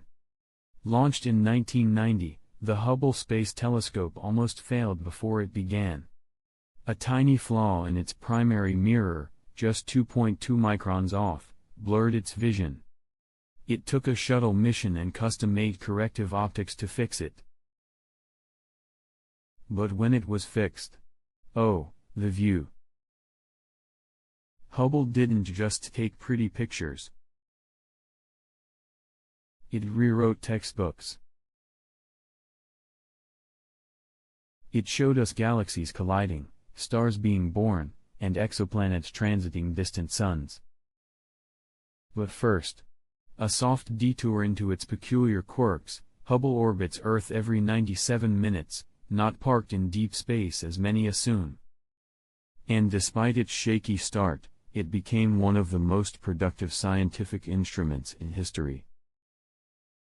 The idea of planets outside our solar system, exoplanets, was once reserved for science fiction and speculative astronomy. That changed in 1992, when two exoplanets were discovered orbiting a pulsar. And then again in 1995, when a planet was found around a sun-like star. These weren't cozy Earths. They were gas giants, superheated and tightly orbiting their stars. But they existed. The floodgates opened. Let us drift through the cosmic census. We now know of thousands, and suspect millions more.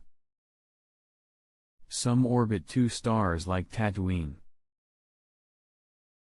Some are frozen. Some may rain molten glass. And just maybe, some host life. But first, a whisper of suspicion. Many early exoplanet discoveries were questioned, reanalyzed, and sometimes retracted. Detection is tricky.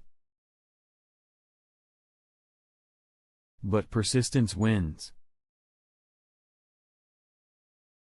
In the 1930s, astronomer Fritz Zwicky noticed something odd in the Coma galaxy cluster. The galaxies were moving too fast. Something unseen, something massive, was holding them together. Thus began the era of dark matter. Not detected directly, but inferred from gravitational effects. Let us not leap to conclusions. For the term dark means we don't know what it is. We can't see it. We can't touch it. But galaxies don't spin the way they should unless something invisible helps them out. But first, a malicious whisper of fact-checking: even today, dark matter remains unconfirmed in any laboratory setting. We are mapping shadows without knowing the object. While dark matter holds things together, dark energy tears them apart. In the late 1990s, scientists observed that the expansion of the universe wasn't slowing down, it was accelerating. The implication? Some unknown force, accounting for about 68% of the universe, is pushing everything away from everything else. Let us float gently onward into the absurdity of cosmic acceleration. Dark energy is the ultimate shrug in physics. We don't know what it is. We just know what it does. It's the biggest part of the universe, and the least understood.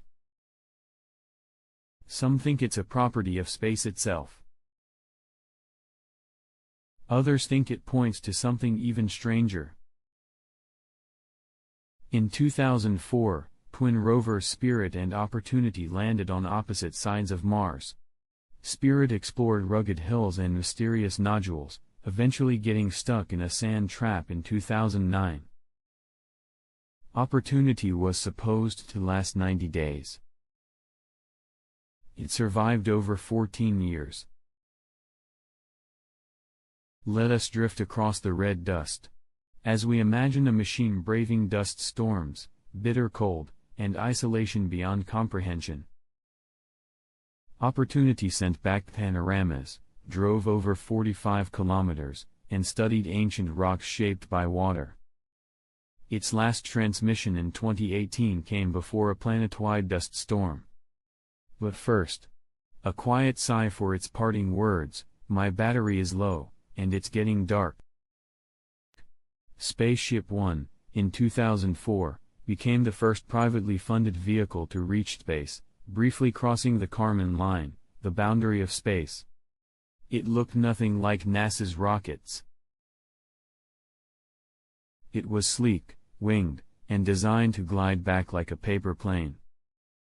Financed by Microsoft co-founder Paul Allen and built by Burt Rutan, it showed that space wasn't just for governments anymore. But first, a soft poke of skepticism: its flight was suborbital, and critics argue it was more symbolic than scientific. Still, it marked a shift. Virgin Galactic and others would follow, building on its design. Commercial space had begun, not with fireworks, but with a flutter.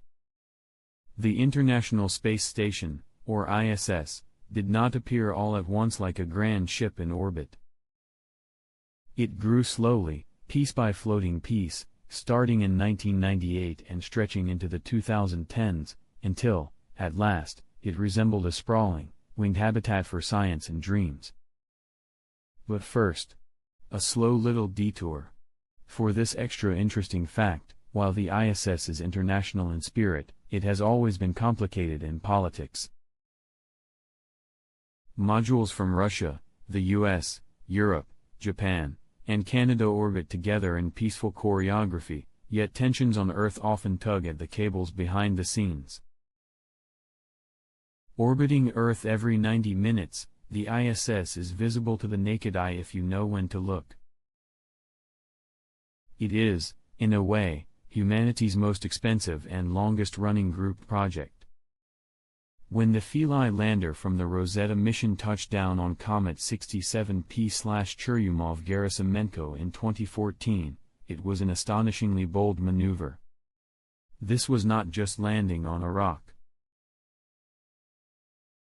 This was attempting to anchor on a frozen, spinning snowball tumbling through space at 135,000 kilometers per hour. Let us drift, dreamily, into this icy rendezvous.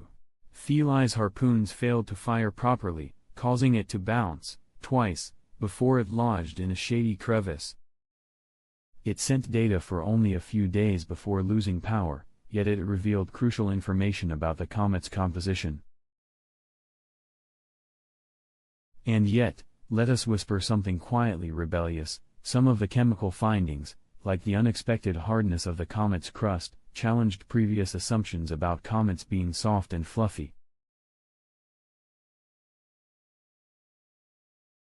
A sleepy surprise for the textbooks.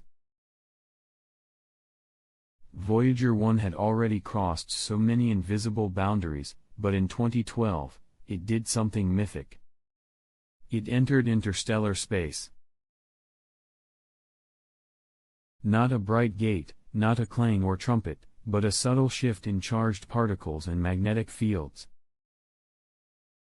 The heliopause, where the sun's wind gives way to the vast silence beyond. But first, a sleepy little sideways glance. We still debate when, precisely, Voyager crossed over. Some argue it happened earlier.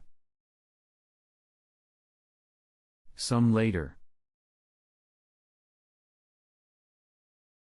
But the broader truth floats quietly above those squabbles. It is out there, drifting beyond the realm of planets and into the dream of the stars. And it still whispers. Barely. For over 100 years, scientists dreamed of detecting gravitational waves, ripples in the fabric of spacetime predicted by Einstein's general relativity.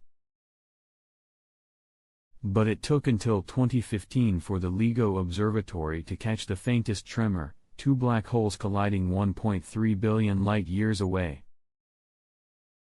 Let us pause, in delicate awe, at what this means. Gravitational waves are not light. They are not sound. They are the stretching and squeezing of existence itself. And yes, we triple-checked. Malicious fact-checking reveals it wasn't a fluke. Multiple detections have since followed, waves from neutron stars, black hole mergers, and perhaps more. A new way of listening to the universe. Not with eyes, but with spacetime's slow breath. The James Webb Space Telescope was not built overnight. Oh no. Its development stretched across decades, ballooned in cost, and suffered delay after delay. Designed as the successor to Hubble, it became infamous for its gold-plated mirror and origami-like design. But let us not drift too quickly past the setbacks. Early on, budget overruns nearly got it cancelled. It missed launch windows. It folded and unfolded like a nervous performer before curtain. And yet, in 2021, it launched. And bloomed. And saw farther back in time than anything before it. Its infrared eyes gaze at ancient galaxies, exoplanet atmospheres, and cosmic structures too faint for previous telescopes to glimpse. A gentle exhale for this long-awaited marvel. Mars welcomed a new explorer in 2021. The Perseverance rover landed in the Jezero crater, a place where scientists believe a river once met a lake. This wasn't just a drive and sample mission. Perseverance brought new tools, new goals, and a little flying companion. But first, let us circle softly around this fact. The mission's success depended on years of testing entry, descent, and landing sequences. The 7 minutes of terror weren't just poetic, they were precise and real. Perseverance now hunts for signs of past life, stores rock samples for future return, and listens to Martian winds with its microphone. Yes, we've heard the red planet breathe. Tucked beneath Perseverance was a tiny marvel with dragonfly wings. Ingenuity, a small helicopter, became the first vehicle to achieve powered flight on another world. But this wasn't guaranteed. Mars has only 1% the atmospheric pressure of Earth, thin air that barely hugs the planet.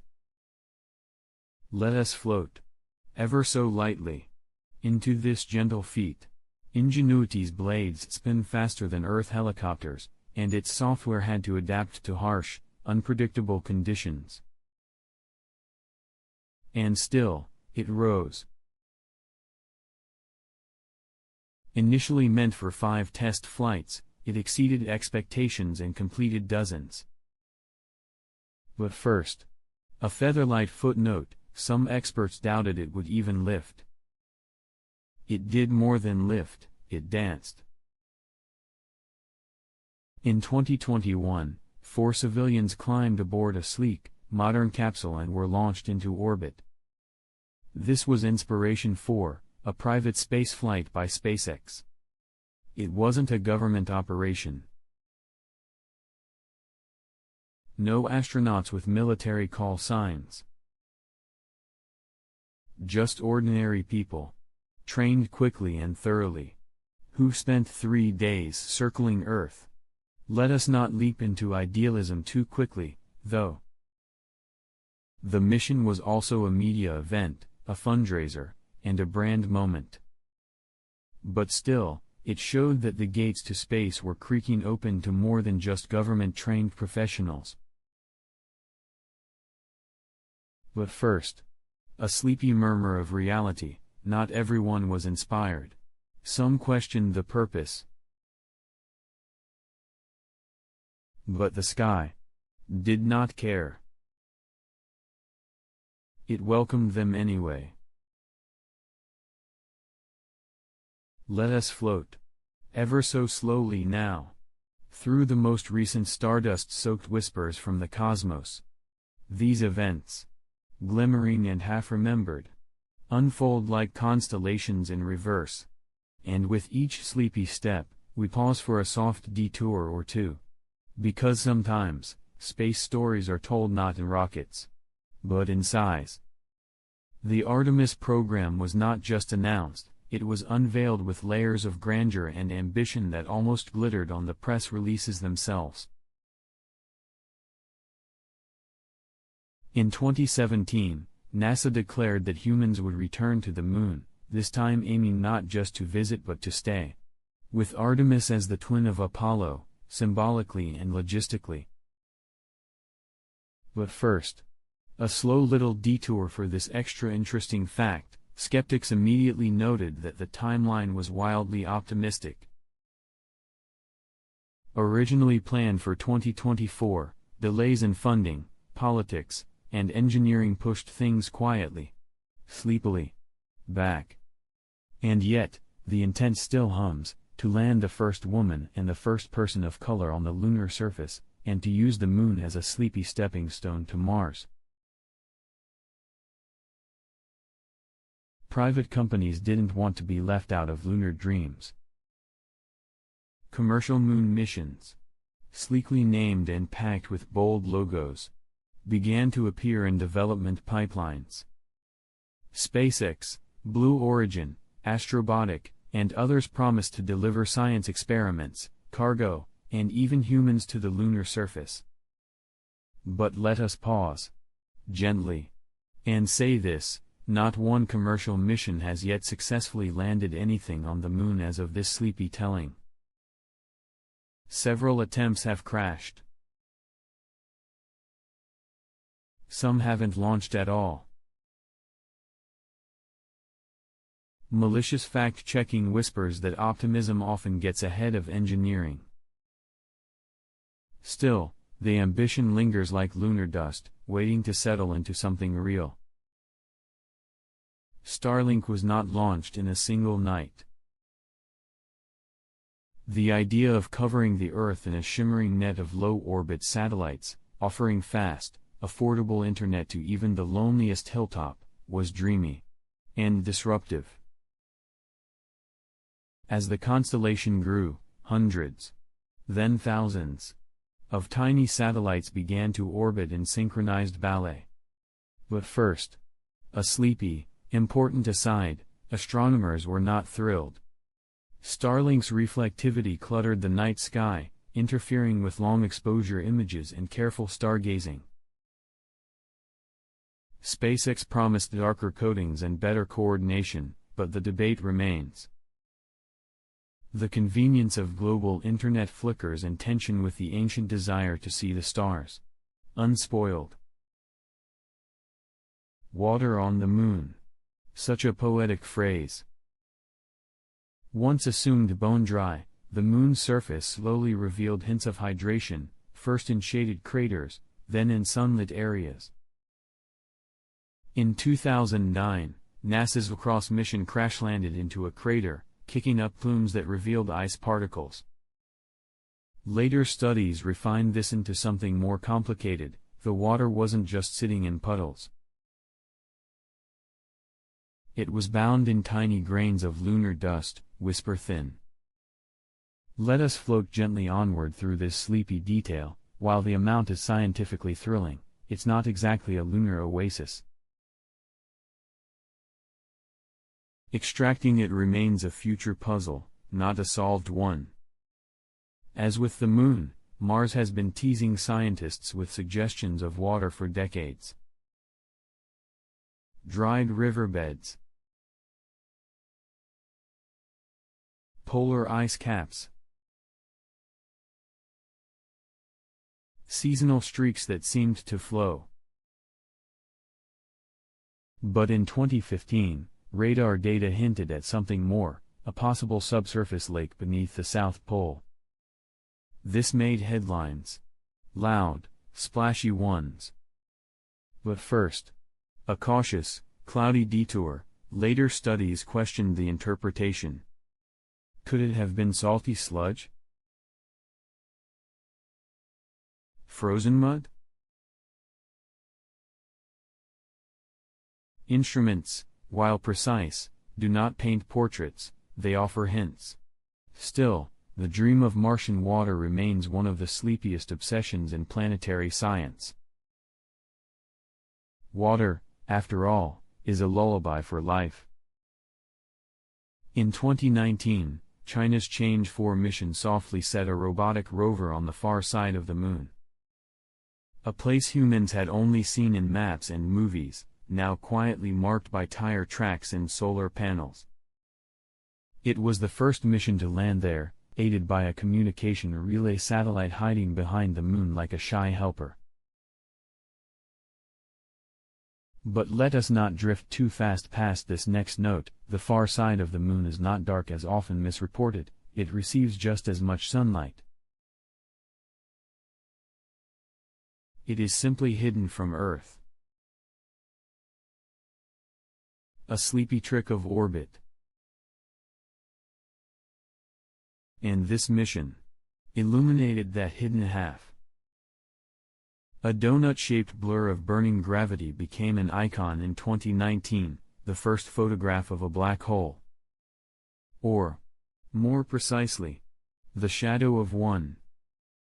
Using a planet-wide network of radio telescopes called the Event Horizon Telescope, astronomers captured the glow around M87, a black hole in a distant galaxy. But first, a soft clarification. This wasn't a single snapshot. It was a composite image, stitched from petabytes of data collected over several nights. And even now, some critics argue about image processing, artistic interpolation, and the role of imaging algorithms. Still, it is a picture. And it is real. And it quietly roared into history. NASA's TESS mission, transiting exoplanet survey satellite, launched in 2018 with the dreamiest of goals, to find planets around other stars. And not just a few. Thousands. TESS watches stars for tiny dips in brightness caused by orbiting worlds crossing in front of their suns. Let us ease softly into a number. By 2024, TESS had found over 6,000 candidate exoplanets. But a sleepy truth stirs here: most of them haven't been confirmed. Confirmation takes time. Observations.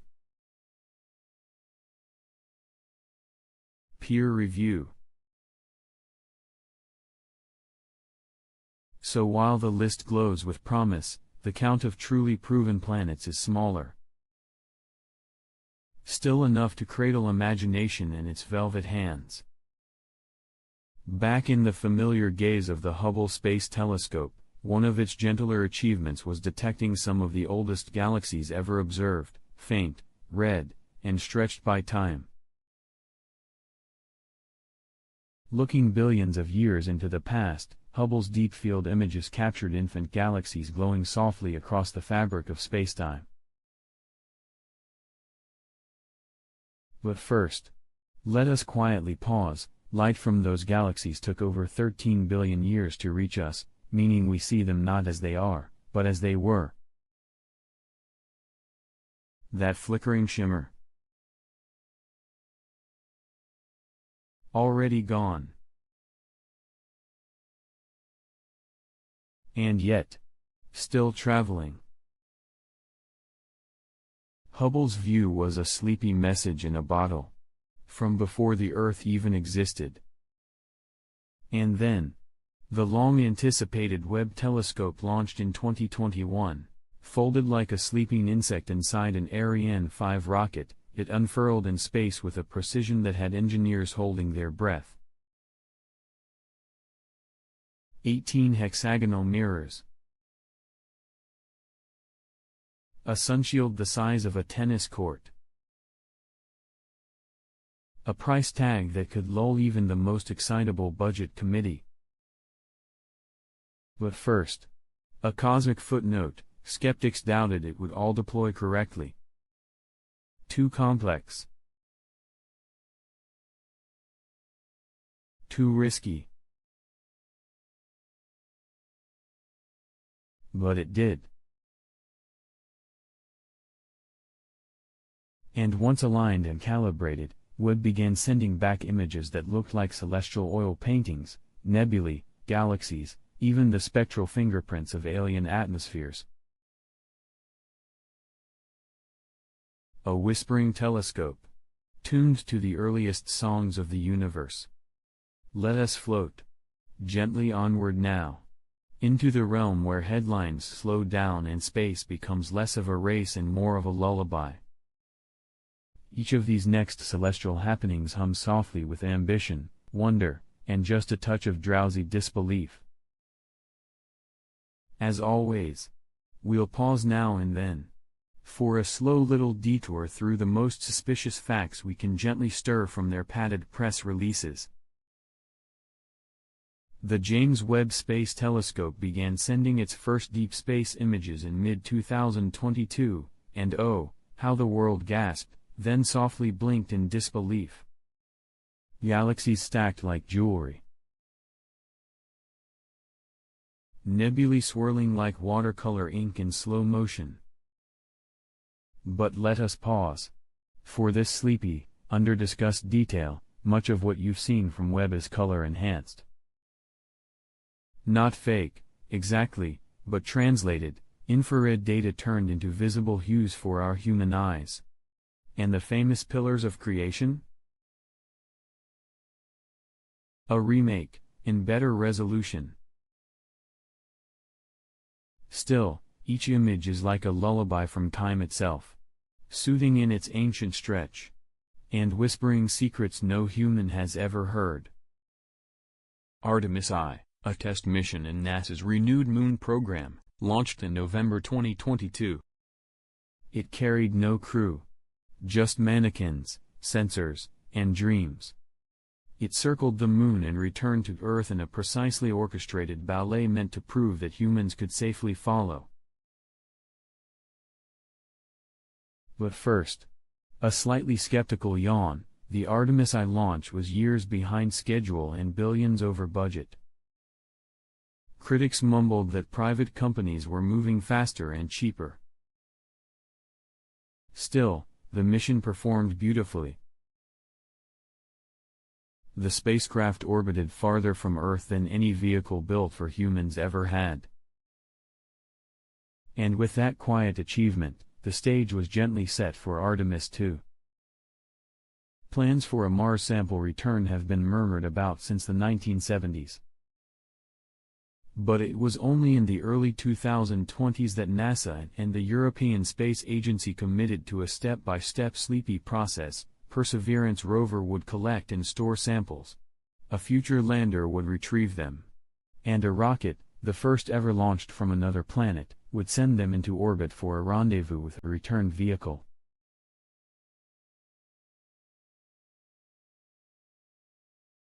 But let us not drift too quickly, this timeline is shaky. Costs have ballooned. Launch windows have slipped into the late 2030s. And yes, there's still no fully tested method to get off Mars. It's a sleepy ambition curled in red dust. Waiting. NASA's DART mission, Double Asteroid Redirection Test, sounds loud and heroic. But its actual accomplishment was softly terrifying. In 2022, the spacecraft intentionally crashed into a tiny asteroid moonlet called Dimorphos. The goal? Nudge it. Just a little. And it worked. But before we let ourselves snooze in triumph, a gentle fact-check detour: DART did not save Earth from anything. The asteroid posed no threat. The impact altered its orbit by about 30 minutes. Scientists still don't know exactly how that happened. Did it push? Did it eject debris like a tail? DART was a small punch in a vast, sleeping dark. A test. Not a shield. The dreamy idea of detecting exoplanet atmospheres became real when telescopes, Hubble, then Webb, began to notice the faintest of signals as distant planets passed in front of their stars. Light filtered through alien skies, revealing water vapor, carbon dioxide, even hints of haze. But let us now float into a sleepy detour. These are not photographs of clouds. These are spectra, tiny fingerprints of light. And the interpretations, while poetic, are filled with maybes. Maybe water. Maybe methane. Maybe life. Or maybe a calibration glitch. Still, each detection is a lullaby in molecules. An atmosphere on a planet that no eye has ever seen. Astronauts have tried to grow food in space for decades. Lettuce, radishes, zinnias, dwarf wheat. The International Space Station became a garden of floating leaves, drifting under LED grow lights and plastic chambers. In 2015, astronauts ate red romaine they had grown themselves. But before we daydream about space farms, a sleepy pause is required. The yields are tiny. The taste? reportedly bland. And the experiments revealed that microgravity confuses plant roots. They don't know which way to grow. Still, these small salads are sleepy previews of deep space survival. A snack grown millions of kilometers from Earth is quietly revolutionary. Space medicine, a phrase that sounds futuristic and sleek, is in fact a study in slow unraveling. When astronauts float in microgravity, their bones thin. Their fluids shift toward their heads. Their hearts get lazy. And long missions bring strange symptoms, vision changes, immune suppression, and sometimes a sort of cosmic insomnia. Let us drift now into one of the sleepiest facts. Even today, we don't fully understand how space affects the human body. Simulated gravity has yet to be properly tested. And no one knows what happens after 2 years in deep space. Every experiment is a lullaby of trial and error, quietly unfolding aboard a tin can in the stars. Let us float gently onward into a curious corner of cosmic progress, where gravity loosens its grip, moons multiply mysteriously, and even comets take strange vacations through our solar system. The stars may shimmer in place, but the technologies and questions surrounding them swirl, ever so slowly, into soft confusion and cosmic lullabies. As always, a sleepy detour or two awaits. Because not all facts enjoy the comfort of absolute clarity. Zero-gravity manufacturing, such a dreamy phrase, almost too smooth to question, was tested aboard the International Space Station with whispers of promise. Astronauts melted glass fibers, sintered metal powders, and printed parts in the drifting stillness of microgravity. The idea? Materials might form more perfectly without Earth's downward pull. Optical fiber, for instance, might emerge with fewer impurities. But before we float too far into optimism, a sleepy little fact check is due. Most of these experiments remain in proof-of-concept limbo. Costs are high. Quality gains are sometimes inconsistent. And so far, nothing has been mass-produced in orbit and sold back on Earth. It's still a lullaby of potential. But first, a slow little detour. For this extra interesting fact, the solar system doesn't seem to stop making dwarf planets.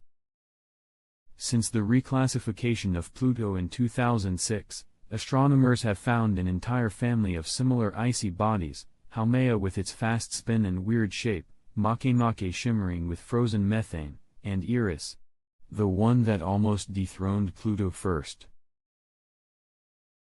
These discoveries expanded our sleepy definition of planet, but also opened debates that never quite resolved.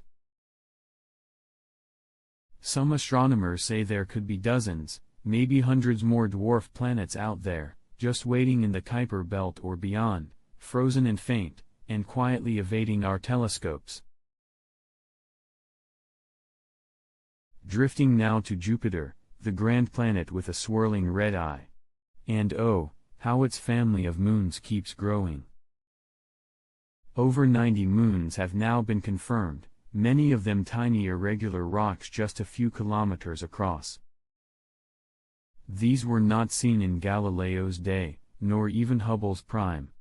Most were discovered only recently, through patient sky surveys with ground-based telescopes scanning the gas giant's gravitational borders.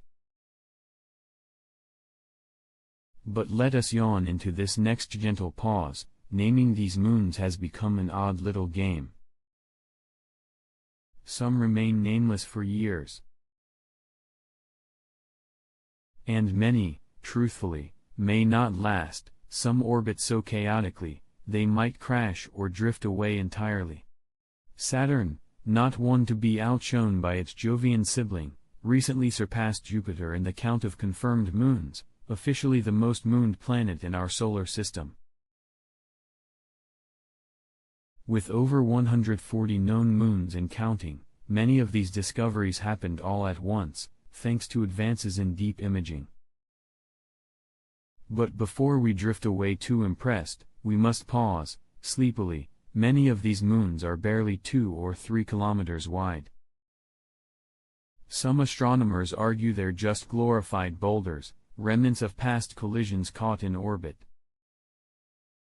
Still, Saturn's crown now sparkles with icy beads, moons big and small, twirling around it in slow, chilly dance.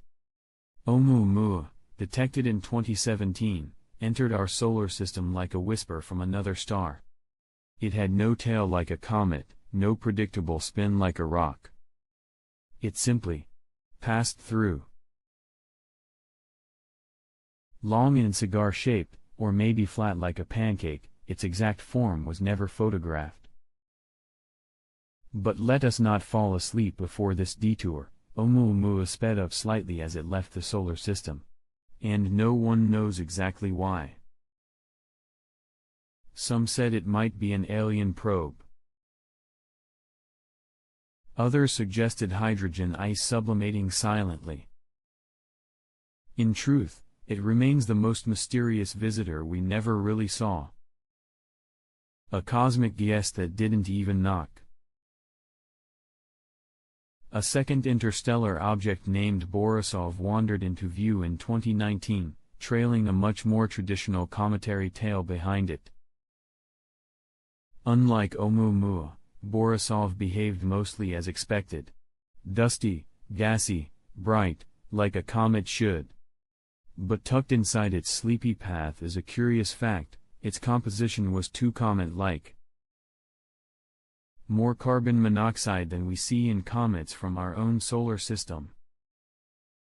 More pristine. More untouched. This suggests it formed far, far away, maybe around a younger, colder star. And so it drifted in, whispered its icy song, and left, another traveler from a far-off nursery of stars. Artificial intelligence has begun helping astronomers sift through mountains of space data, light curves, spectra, gravitational lensing patterns. AI algorithms can detect faint signals of exoplanets or classify galaxies faster than any human. But before we fall into trust, a sleepy little truth nudges us awake: these algorithms only learn what we train them to see. If biases or errors are present in the training sets, the results echo them. Sometimes AI finds new things. Sometimes it hallucinates noise. Still, AI is now a silent partner in modern astronomy. Always watching. Always filtering. But still, very much a tool in human hands. Let us drift now, ever so softly, into the quiet click of a 3D printer aboard the International Space Station. These machines have printed simple tools, brackets, and even biological tissue samples. The idea is delightfully drowsy. Astronauts won't need to wait months for spare parts from Earth, they can just print what they need. But there is, of course, a sleepy little detour. Not all parts behave the same in zero gravity. Filament quality fluctuates. And repairs are often not as precise as machined parts from home. Still, the printers hum gently in orbit, building the future, layer by dreamy layer. Let us float gently onward, into more cosmic whispers and sleepy marvels, where space becomes a destination, not just a frontier, and distant planets flicker with theoretical weather reports. The facts may seem clear from afar, but up close, they shimmer and slip, like stars viewed through a sleepy telescope on a humid night. Space tourism, the notion of humans purchasing passage beyond the sky, now exists more as a headline generator than a transportation revolution. Billionaires have certainly made the leap. Blue Origin's New Shepard and Virgin Galactic's suborbital flings offered short, weightless arcs above the Kármán line. But let us drift into this dreamy detour. Most of these flights lasted under 15 minutes. No orbit. No moon in sight. And despite media frenzy, the list of passengers remains minuscule. Accessibility is still tethered to vast personal wealth. So while we may call it tourism, it remains more like very elite skydiving from space. But first, a slow little detour.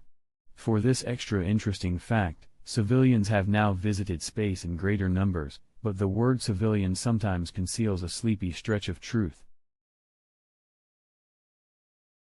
Inspiration 4 sent 4 non-professional astronauts into orbit aboard of SpaceX Dragon capsule. Yes, that part is technically true. But all were rigorously trained, carefully screened, and physically prepped.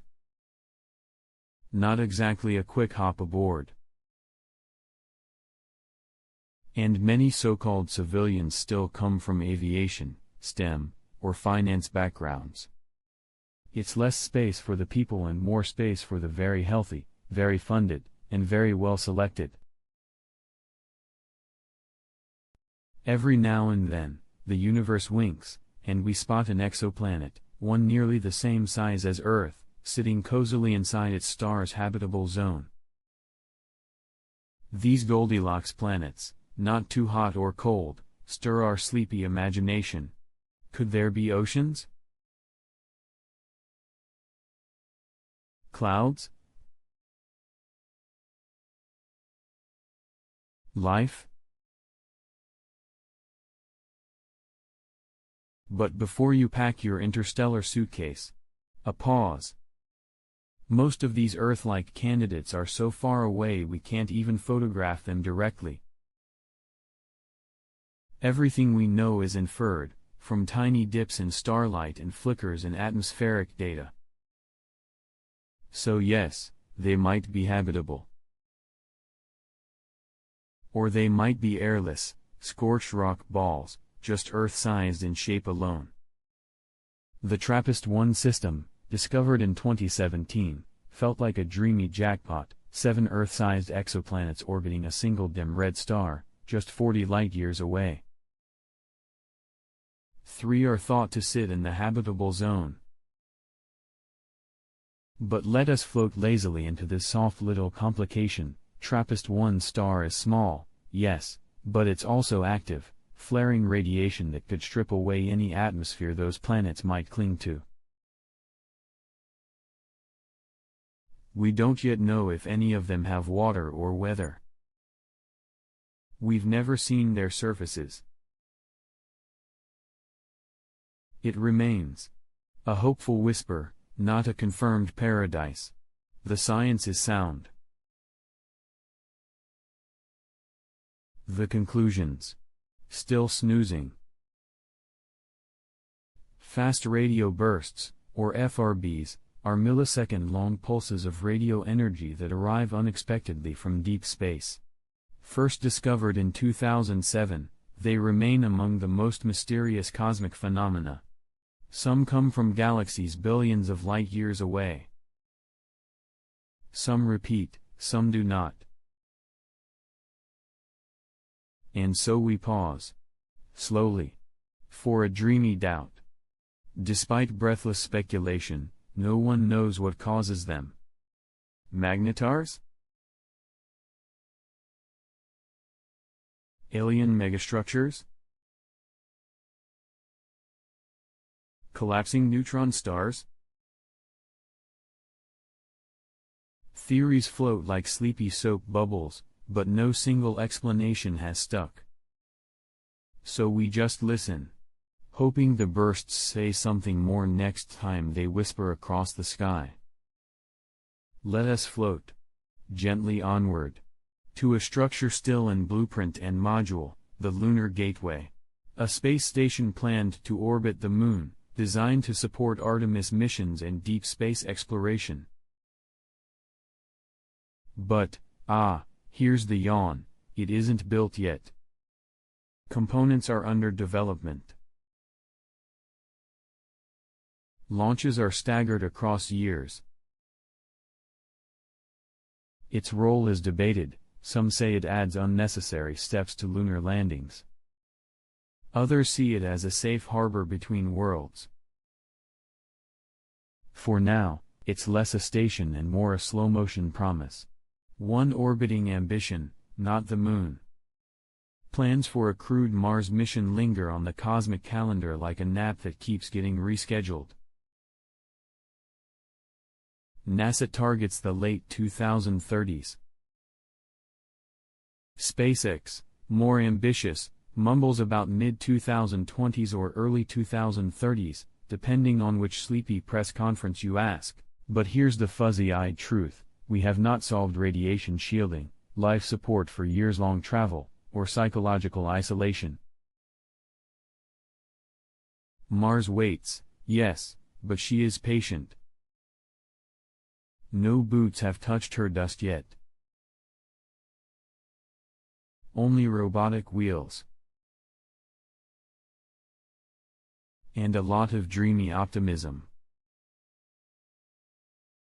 Space debris tracking has become less of a specialty and more of a necessity.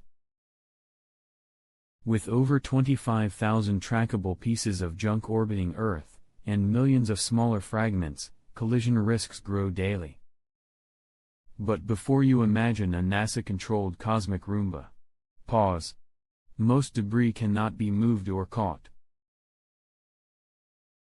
We just know where it is, and maneuver around it when we can. Some systems, like the U.S. Space Surveillance Network and European SSA, monitor constantly. But space traffic control is still more a sleepy spreadsheet than an active cleanup crew. There is no cosmic janitor. Just warnings. And dodging. Let us wander next toward the Parker Solar Probe, humanity's boldest attempt to touch the Sun, well, sort of. Launched in 2018, it dives closer than any spacecraft before it, flying through the Sun's outer corona. It sends back streams of data about magnetic fields, solar wind, and particle storms. But a soft little detour must be taken here: the data is not always easy to interpret. The corona behaves chaotically. And our models are sometimes sleepier than the science. But the probe continues its slow spiral inward, braving temperatures that would melt most dreams. And now, for this dreamy drift, let us peek at weather on exoplanets. We've detected clouds made of molten glass. Winds faster than any hurricane on Earth. Temperatures swinging from 1000 degrees Celsius to -200 degrees Celsius between day and night. One world, HG 189733b, may rain liquid glass sideways.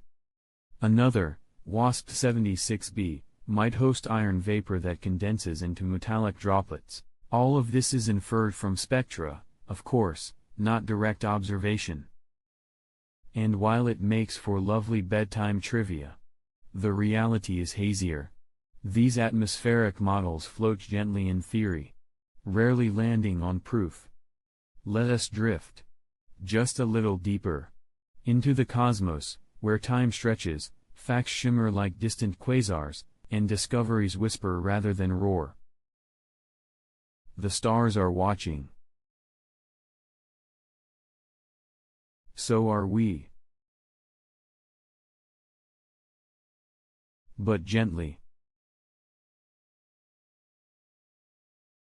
Sleepily. Plus. Black hole mergers have become unexpectedly routine. Thanks to LIGO and Virgo, we now know that black holes don't just lurk in solitude, they dance.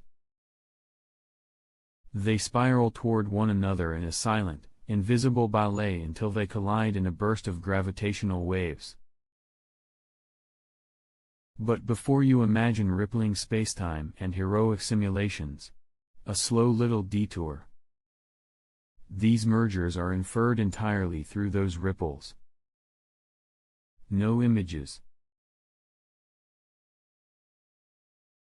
No flashes. Just faint cosmic tremors translated into sleepy data. And the masses involved? Often too large to match what we thought stars could create. Curious, isn't it? Curious. And unsolved. And speaking of cosmic collisions, neutron stars, those incredibly dense stellar remnants, sometimes smash together too. The 2017 detection of such a collision gave us a dreamy windfall of data, gravitational waves, gamma-ray bursts, and visible light. It was like catching the universe mid-sneeze. Gold and platinum may even be formed in these events. But let us float sideways into the haze. These detections are rare, complex, and the models often contradict one another. While poetic articles claim this is how gold is made, the full picture is tangled. We still can't say precisely where most heavy elements come from. The answers are drifting. Just out of reach. Saturn's rings, those glorious icy halos, are not eternal. That part is true. Observations suggest the rings are slowly raining down into the planet's atmosphere. Over millions of years, they may vanish. A sleepy erosion.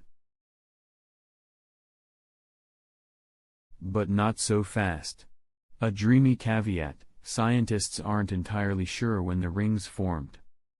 Some models suggest they're ancient, others, that they're young.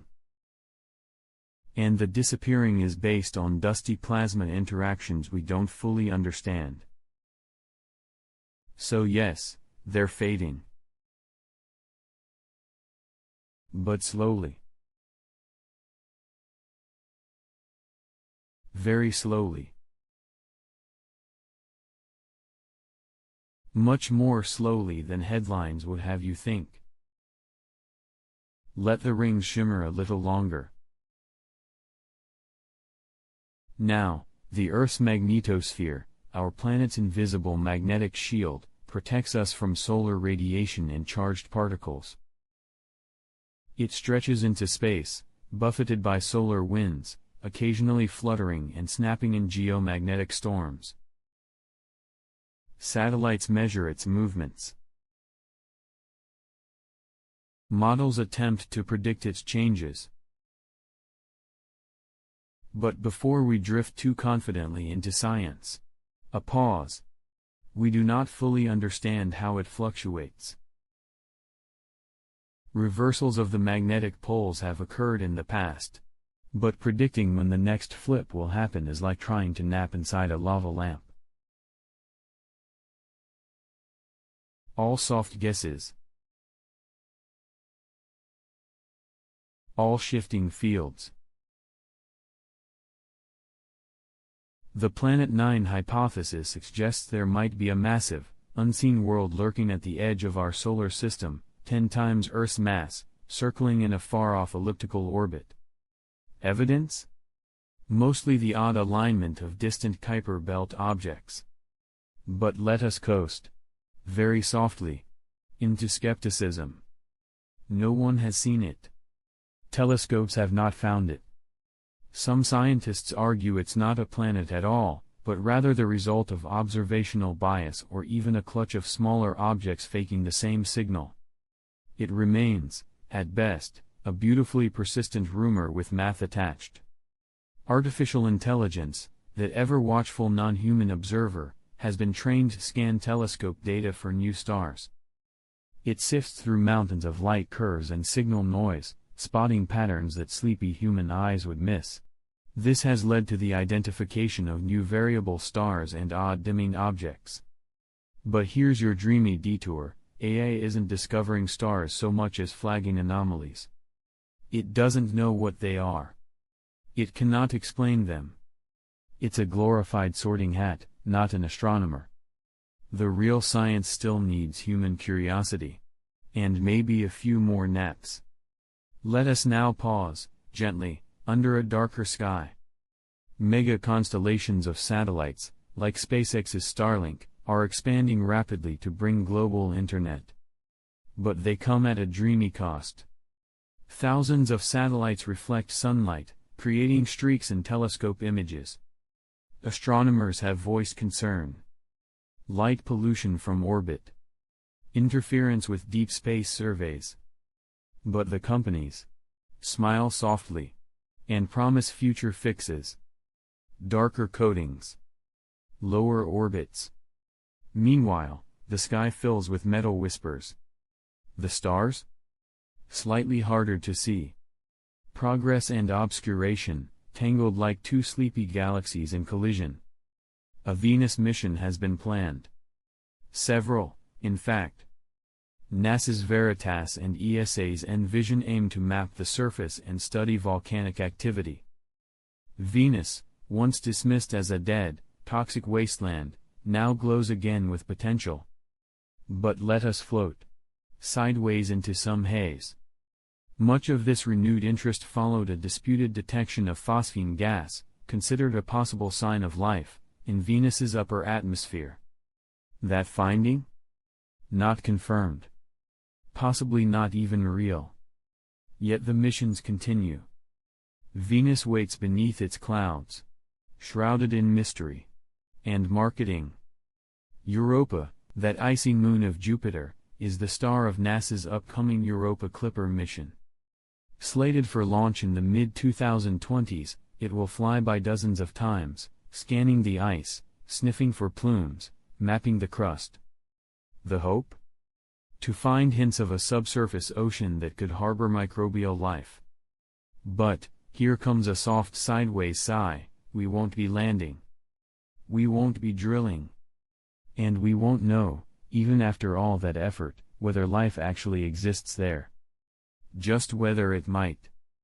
Possibility is often the most we can dream of. Ah! Let us now drift through the quieter corners of celestial curiosity. Into the zones where imagination meets equations, and science mingles with sleepy speculation. Each idea, like a floating candle in the vacuum of space. Softly glowing, flickering, and never quite within reach. Exoplanet biosignature searches have grown quite sophisticated, in theory. Using telescopes like JWST, scientists analyze the light that filters through alien atmospheres as the planets pass in front of their stars.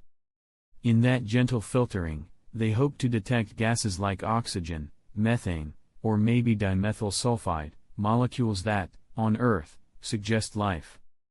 But before we snooze too deeply into optimism, a slow little detour. These signals are faint. Unbelievably faint. A wisp of methane, a trace of ozone, it's not always life. Volcanoes and sunlight can mimic the signs. And interpreting the data requires complex models that argue with one another more than they agree. The truth is, even if we see something interesting, we may never know exactly what it means. Asteroid mining has long been discussed as the glittering solution to Earth's dwindling resources. Some asteroids are rich in rare metals, platinum, nickel, gold, and even water ice, which could support future space colonies. Space agencies and private companies have flirted with the idea of sending robotic miners to scoop and haul these treasures home. But let us float, gently, back to Earth for a dreamy dose of realism. Not one asteroid has ever been mined. The cost of sending equipment into deep space, landing on a tumbling rock, and extracting materials is currently, how shall we say this softly, astronomically high. And most mining proposals are still, quite literally, PowerPoint presentations in orbit. Now, space law and ethics. A realm as murky and ungraspable as the dark side of the moon. Treaties like the 1967 Outer Space Treaty say that no nation can claim celestial bodies as territory. But corporations? That's where things get delightfully vague. There's no universal agreement on what private companies can or cannot do in space. Is mining an asteroid theft, or enterprise? Can you build a resort on the moon? Who's responsible if a satellite crashes into your satellite?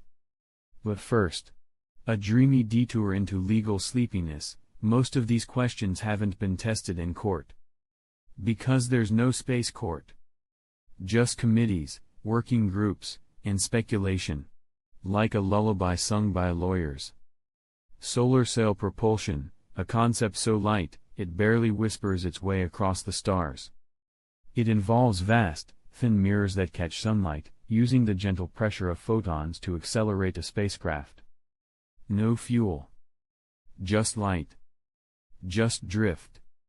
The Planetary Society's Light Sail 2 tested this idea in 2019, successfully raising its orbit using only sunlight. But let us exhale slowly into the details. These sails are fragile. Maneuvering is difficult. And while they can move, they do so with the gentle persistence of a feather falling upward. It will take years, decades, to go anywhere meaningful. And only if nothing breaks along the way. Lunar mining concepts have become popular bedtime stories for space agencies. The moon contains useful elements, helium-3, rare earth metals, and ice trapped in shadowy craters. Future missions may extract these resources to support bases or fuel deeper journeys. But here's a quiet whisper of caution: the technology doesn't exist yet. Mining on Earth is hard enough. Try doing it remotely, with no atmosphere, in extreme temperatures, while avoiding damaging the very moon you're standing on. Also, no one's decided who owns those resources, or how to share them. So for now, it's all talk, gently circling in lunar orbit. Terraforming Mars. Oh, what a dreamy, slow idea. The theory is that we could warm the planet, release CO2 from the polar ice caps, build up a thicker atmosphere, and eventually grow plants and maybe breathe, very faintly, without a suit. Sci-fi has made it sound as simple as gardening with red soil. But let us pause, very gently, for a more skeptical breath. Mars lacks a magnetic field. Its gravity is low. The resources required to terraform the planet would exceed all of Earth's current industrial output, many times over. And the timeline? Centuries. Maybe millennia. If it's even possible at all. And so we reach the stretchiness of time itself. Time dilation near black holes is more than science fiction, it's baked into Einstein's general relativity. The closer you get to a strong gravitational field, like that of a black hole, the slower your clock ticks relative to someone farther away. In theory, you could orbit a black hole for a few minutes and return to find decades have passed elsewhere. But before we nod off into wormholes, a slow little clarification. This isn't time travel, it's time skew. And approaching a black hole closely enough to experience significant dilation without being spaghettified? That part is largely hypothetical. Beautiful, but not yet within reach. Like so much of sleepy space. Let us float gently onward into the realm of cosmic curiosities, where theory and imagination intertwine in a slow dance of possibility and wonder. The idea of wormholes, those hypothetical tunnels through spacetime, emerges from Einstein's general relativity equations, first sketched by Einstein and Rosen in the 1930s. These bridges might connect distant corners of the universe, potentially allowing for shortcuts that defy normal travel times. But here comes a slow little detour. For this extra interesting fact, maintaining such a passage would require exotic matter with negative energy density, something we have yet to observe or produce. Without that, wormholes would collapse too quickly for anything, or anyone, to pass through. So while they glitter beautifully in equations and science fiction, their existence remains speculative, a cosmic lullaby rather than a bedtime story confirmed by observation. Let us now drift, softly and carefully, to the concept of warp drives, those alluring engines promising faster than light travel by bending the fabric of spacetime itself.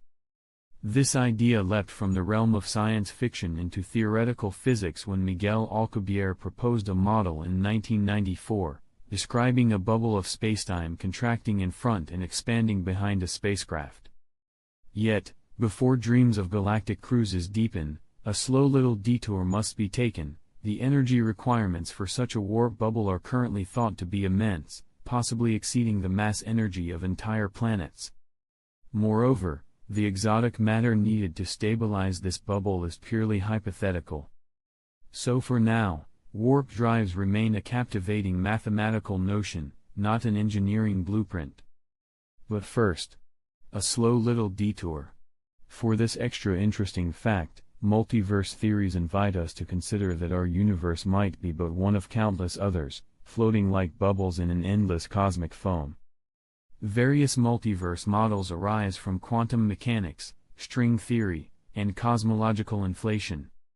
Some suggest parallel universes where different versions of reality play out. Yet the sleepy truth is that multiverses, while mathematically plausible, evade direct experimental confirmation. They lie tantalizingly beyond our observational horizon. The idea comforts some and perplexes others, hovering like a dream just beyond the edge of sleep, where physics brushes up against philosophy. Let us float gently onward to the attempts at mapping dark energy, the mysterious force accelerating the universe's expansion. Missions like the European Space Agency's Euclid and NASA's Nancy Grace Roman Space Telescope are designed to study this elusive energy by observing the large-scale structure of galaxies and cosmic expansion rates. But before settling into this cosmic investigation, a slow little detour is in order. Dark energy itself is not understood. It behaves like a form of energy inherent to space, but its nature is one of the biggest puzzles in physics. These mapping missions aim to characterize its effects rather than reveal its essence, tracing the invisible contours of an energy we cannot see, only infer. Now, drifting softly toward the future, next-generation telescopes such as the Large UV Optical Infrared Surveyor, or LUVOIR, promise to revolutionize our gaze into the cosmos. Proposed to launch in the 2030s or later, LUVOIR aims to capture images of Earth-like exoplanets and to probe the earliest galaxies with unprecedented clarity. But here comes a dreamy pause. LUVOIR remains a concept and has not yet received final funding or approval. Its design and mission goals are ambitious, with many technical hurdles still to overcome. So for now, it exists as a shining hope on the horizon of space exploration, a lullaby of what might be. And now, the probability of alien life has long captivated both scientists and dreamers. Studies use factors such as the Drake equation to estimate how many technologically advanced civilizations might exist in our galaxy. Yet, despite decades of searching, no direct evidence has surfaced. But first, a slow little detour. For this extra interesting fact, many recent studies suggest that simple microbial life could be common, while intelligent life may be extraordinarily rare or fleeting. The Great Silence or Fermi paradox questions why, if life is common, we haven't seen signs yet. The answer remains softly elusive, an enigma wrapped in cosmic quiet, encouraging continued listening beneath the stars. Let us float gently onward into the vast, quiet realms where the search for signals beyond our world unfolds with patient hope. The SETI, or Search for Extraterrestrial Intelligence, has been scanning the skies for decades, listening for patterns in radio waves or light that might betray an intelligent source. These searches use giant radio telescopes to monitor frequencies, looking for narrowband signals unlikely to be natural.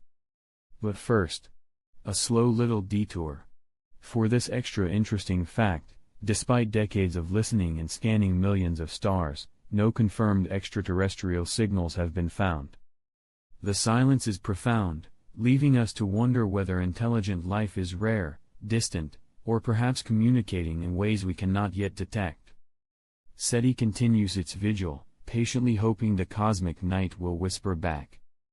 Drifting next toward the ethereal frontier of communication, quantum communication from space teases us with the promise of unhackable, instantaneous information transfer through quantum entanglement. Experiments such as China's MISHA satellite have successfully demonstrated quantum key distribution over thousands of kilometers, marking a milestone in secure communication. Yet, a soft pause must accompany this leap. While quantum entanglement defies classical intuition, it does not allow faster-than-light communication or information transfer in the conventional sense. Instead, it offers unparalleled security through the laws of physics. The technology is in its infancy, challenged by atmospheric interference and technical complexity, but it hints at a future where whispers across space are private and secure. Let us now settle into the slow hum of cosmic microwave background radiation, the ancient afterglow of the Big Bang itself. Mapping this faint microwave light across the sky has been a monumental endeavor, with satellites like COBE, WMAP, and Planck refining our understanding of the universe's age, composition, and shape. But first, a slow little detour. For this extra interesting fact, the CMB is incredibly uniform, with tiny temperature fluctuations, mere millionths of a degree, that seed the formation of galaxies. These measurements have given us the most precise cosmological parameters to date, yet some anomalies persist, challenging our cosmological models and reminding us that the universe still holds secrets beneath its soft glow. Let us float gently into the oldest starlight ever observed, a celestial whisper from nearly 13 billion years ago. Using powerful telescopes such as Hubble and now JWST, astronomers have captured light from some of the earliest galaxies, shining when the universe was just a few 100 million years old. But before settling too deeply into this ancient glow, a gentle detour is warranted. These observations depend on interpreting redshift, a stretching of light waves due to cosmic expansion, which carries uncertainties and demands careful calibration. While these glimpses push the frontier of cosmic history, they are limited by instrument sensitivity and cosmic dust that obscure faint signals. The oldest starlight is a faint, delicate thread weaving the tapestry of our universe's infancy. Now, let us drift, softly and thoughtfully, toward the grandest and most melancholic of cosmic contemplations, theories about the end of the universe. From the heat-death scenario, where entropy gradually renders the cosmos cold and inert, to the Big Rip, which imagines an accelerating expansion tearing galaxies apart, these models arise from our understanding of dark energy and cosmic evolution. But first, a slow little detour. For this extra interesting fact, none of these endings are imminent on human timescales, spanning trillions of years or more, and each relies on assumptions about dark energy's nature, which remains one of physics' greatest mysteries. Our grasp of these concepts is still evolving, as new observations and theories gently reshape our picture of cosmic destiny. Thus, the end of the universe remains a cosmic lullaby, whispered softly at the edge of time, rather than a headline we need to rush toward. Each of these things, from universe, to atom, to star, to system, to the end, unfolded not with rush, but with a dreamy inevitability. Like a dandelion drifting apart, or a snowflake landing on nothing at all. There is nothing to remember, nothing to hold on to. only the soft, unyielding truth that the cosmos is slow. And that slowness is the reason we are here. If your eyes are closed, if your thoughts are drifting, then my job here is done for today. Thank you for spending this unremarkable moment with me. You have listened to The Sleepy Sloth, where uninteresting things become the softest lullabies.